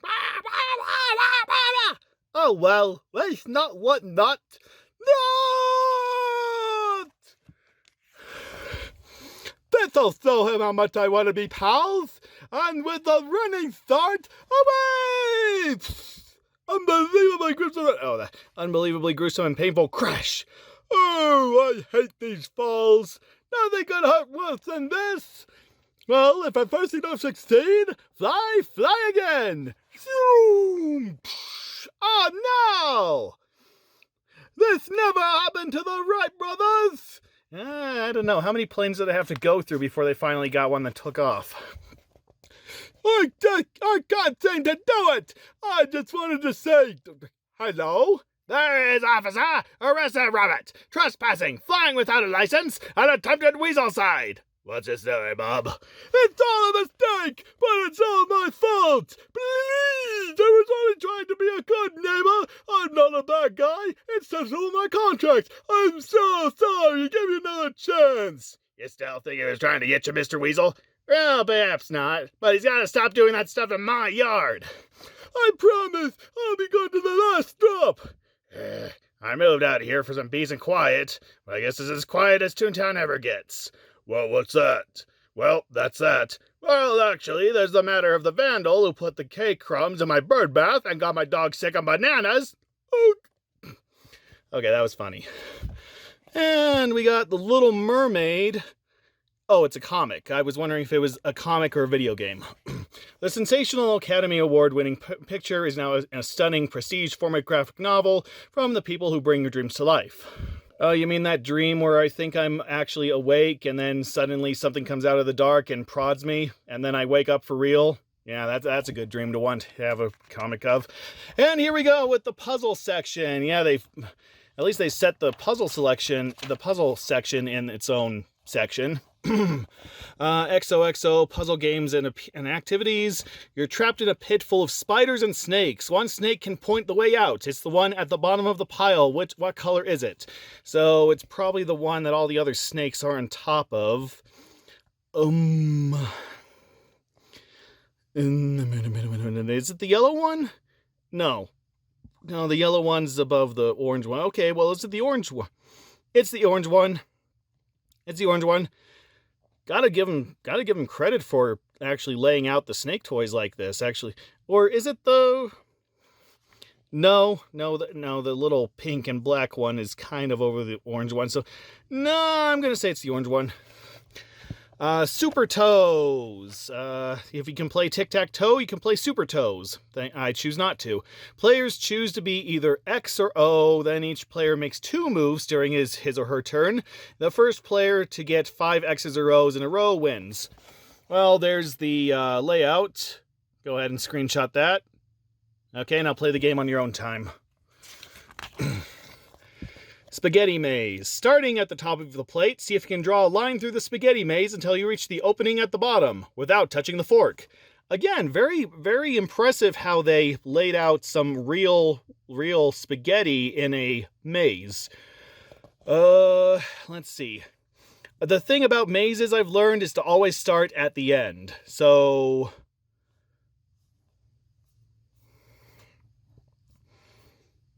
I guess... I don't know, the noodles are too close together for me to know if I'm going the right way. So,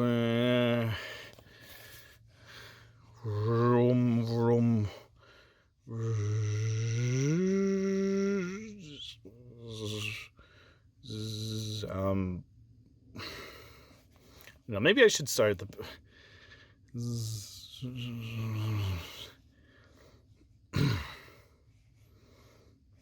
No, I give up. No, the noodles are too close together to understand what paths are valid. So, good effort, guys. I'm not seeing this. Puss in Boots. Perro is Puss in Boots of storybook fame, and he's caught up in a whirlwind adventure, traveling through time and around the world. True Blue Perro has been catapulted back through time by the terrible Count Grumon.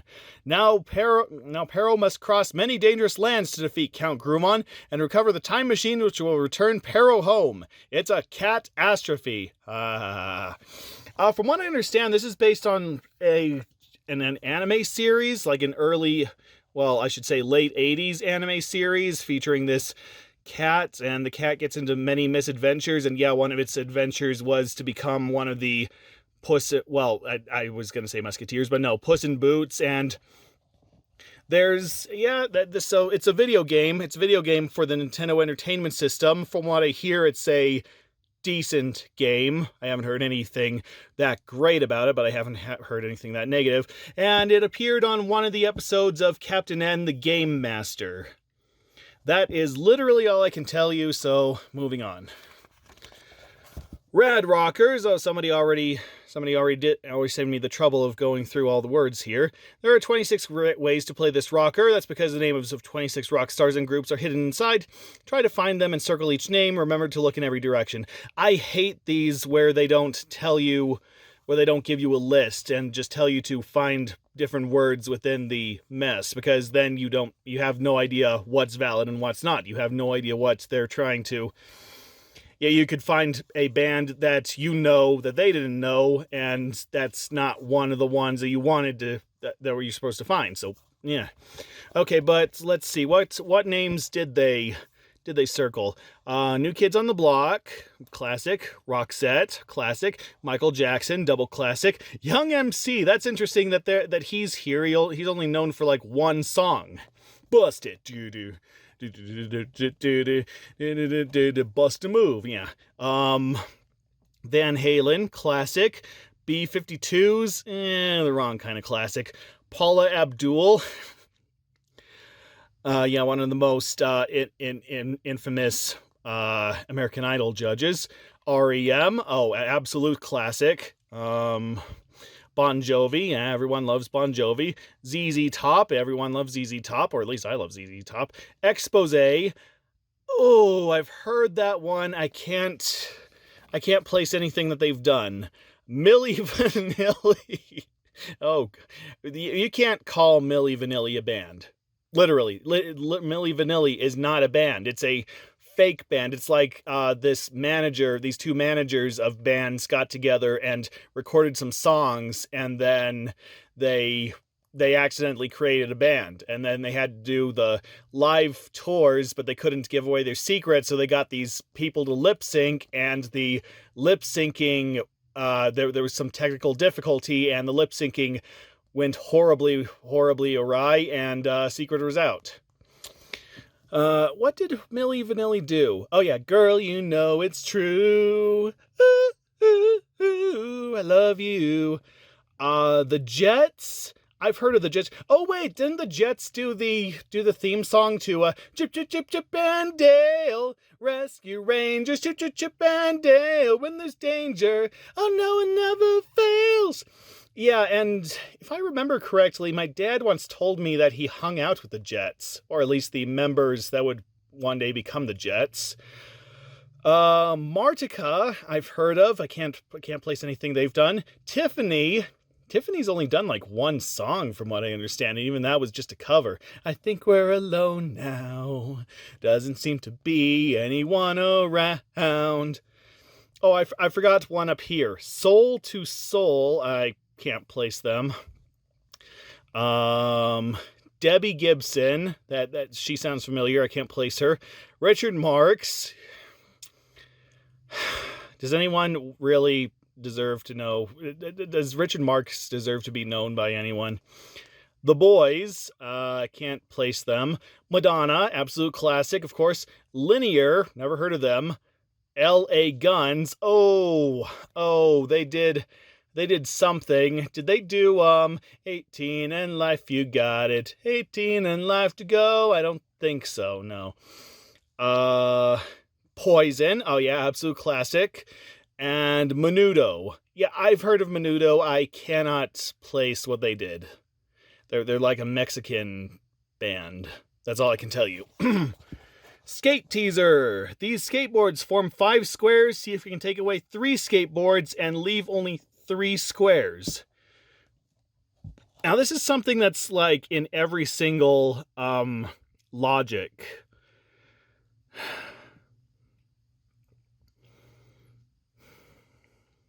Let's see.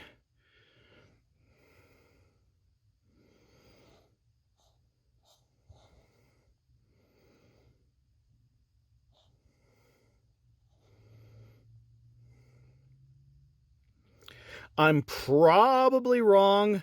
I'm wrong. I need to,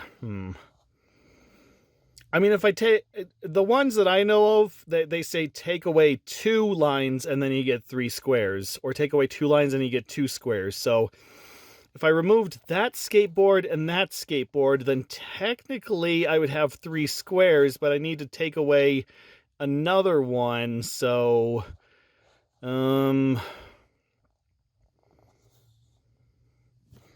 No, I give up. You figure it out on your own time.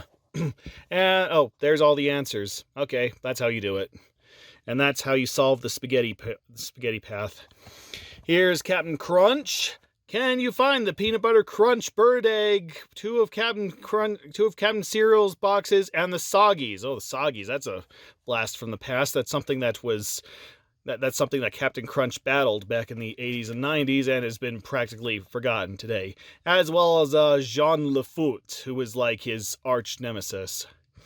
When you do, Captain will send you a surprise. Soggy Captain Crunch cereal. Just color them in and send this page to... No, I don't think so.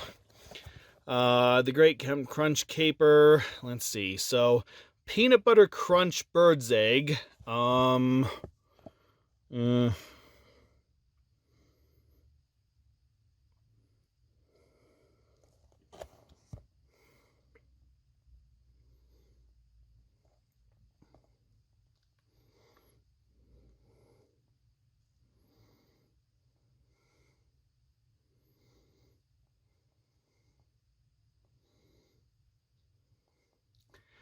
No, I can't find the egg. I don't even know what I'm looking for in that regard. So, but there's a Captain Crunch cereal box. There's a Captain Crunch cereal box, and then there's the Soggies. I kind of don't want to leave it alone now that I don't know what does a bird say? What does the thing look like? No, I give. And so long, farewell, a fishing goodbye. The key to fun is in Disney's Adventures in the Magic Kingdom. Yes, another classic for the NES. Goofy left the golden key inside the enchanted castle. Without it, the parade can't begin. To enter the castle, you must help Mickey Mouse find 6 silver keys that are scattered throughout the Magic Kingdom. Can you find them?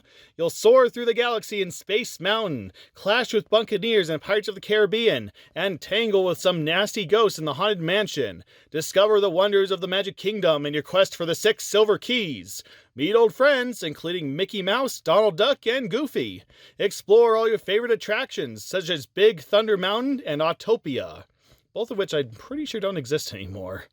The most exciting rides in the Magic Kingdom will be all yours. Yeah, this is another classic. It's kind of an overlooked classic by now. I don't know of anyone who's actually really played it, but I do know that it's quite a good game. It's one of the first attempts by Disney to translate their theme park into a game, and then later on we had Disneyland Adventures. And yeah, did I ever play this? I'm pretty sure I did. I'm pretty sure it was a fun little platformer. You're a little kid. You shoot at monsters. No, did you shoot at monsters? I guess I gotta play it again. All I remember is that it was really good, and it's an overlooked classic. And what are you still doing listening to me? Just go and play it. And Tailspin, take off for fun and adventure. Check local TV listings for time and channel, as I could never do back in the day.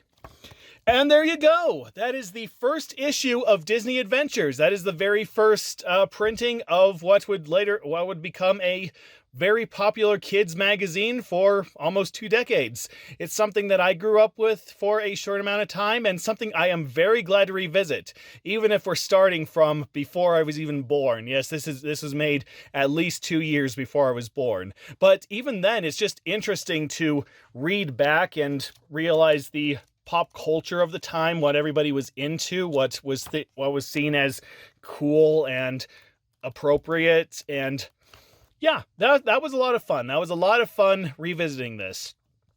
And so how fun was this video? Was this a good video, a bad video? How did you like it? Was it exciting? Was it boring? Was it engaging? Was it awful? Was it informative? Was it annoying? Please let me know. Let me know what you thought of this video, and of course if I should do any more. And if you want to see something else, or if you want something changed, then also please let me know. So I'll see you again in the future, hopefully with another issue of this book. Yes, we'll see what the feedback is here. We'll see if this video stays up, and hey, hopefully we'll get to see a few other issues of this. Hopefully all of them. But we'll see. We will see. That is all we can do. So, thanks for joining me. Good afternoon, good evening, good night, and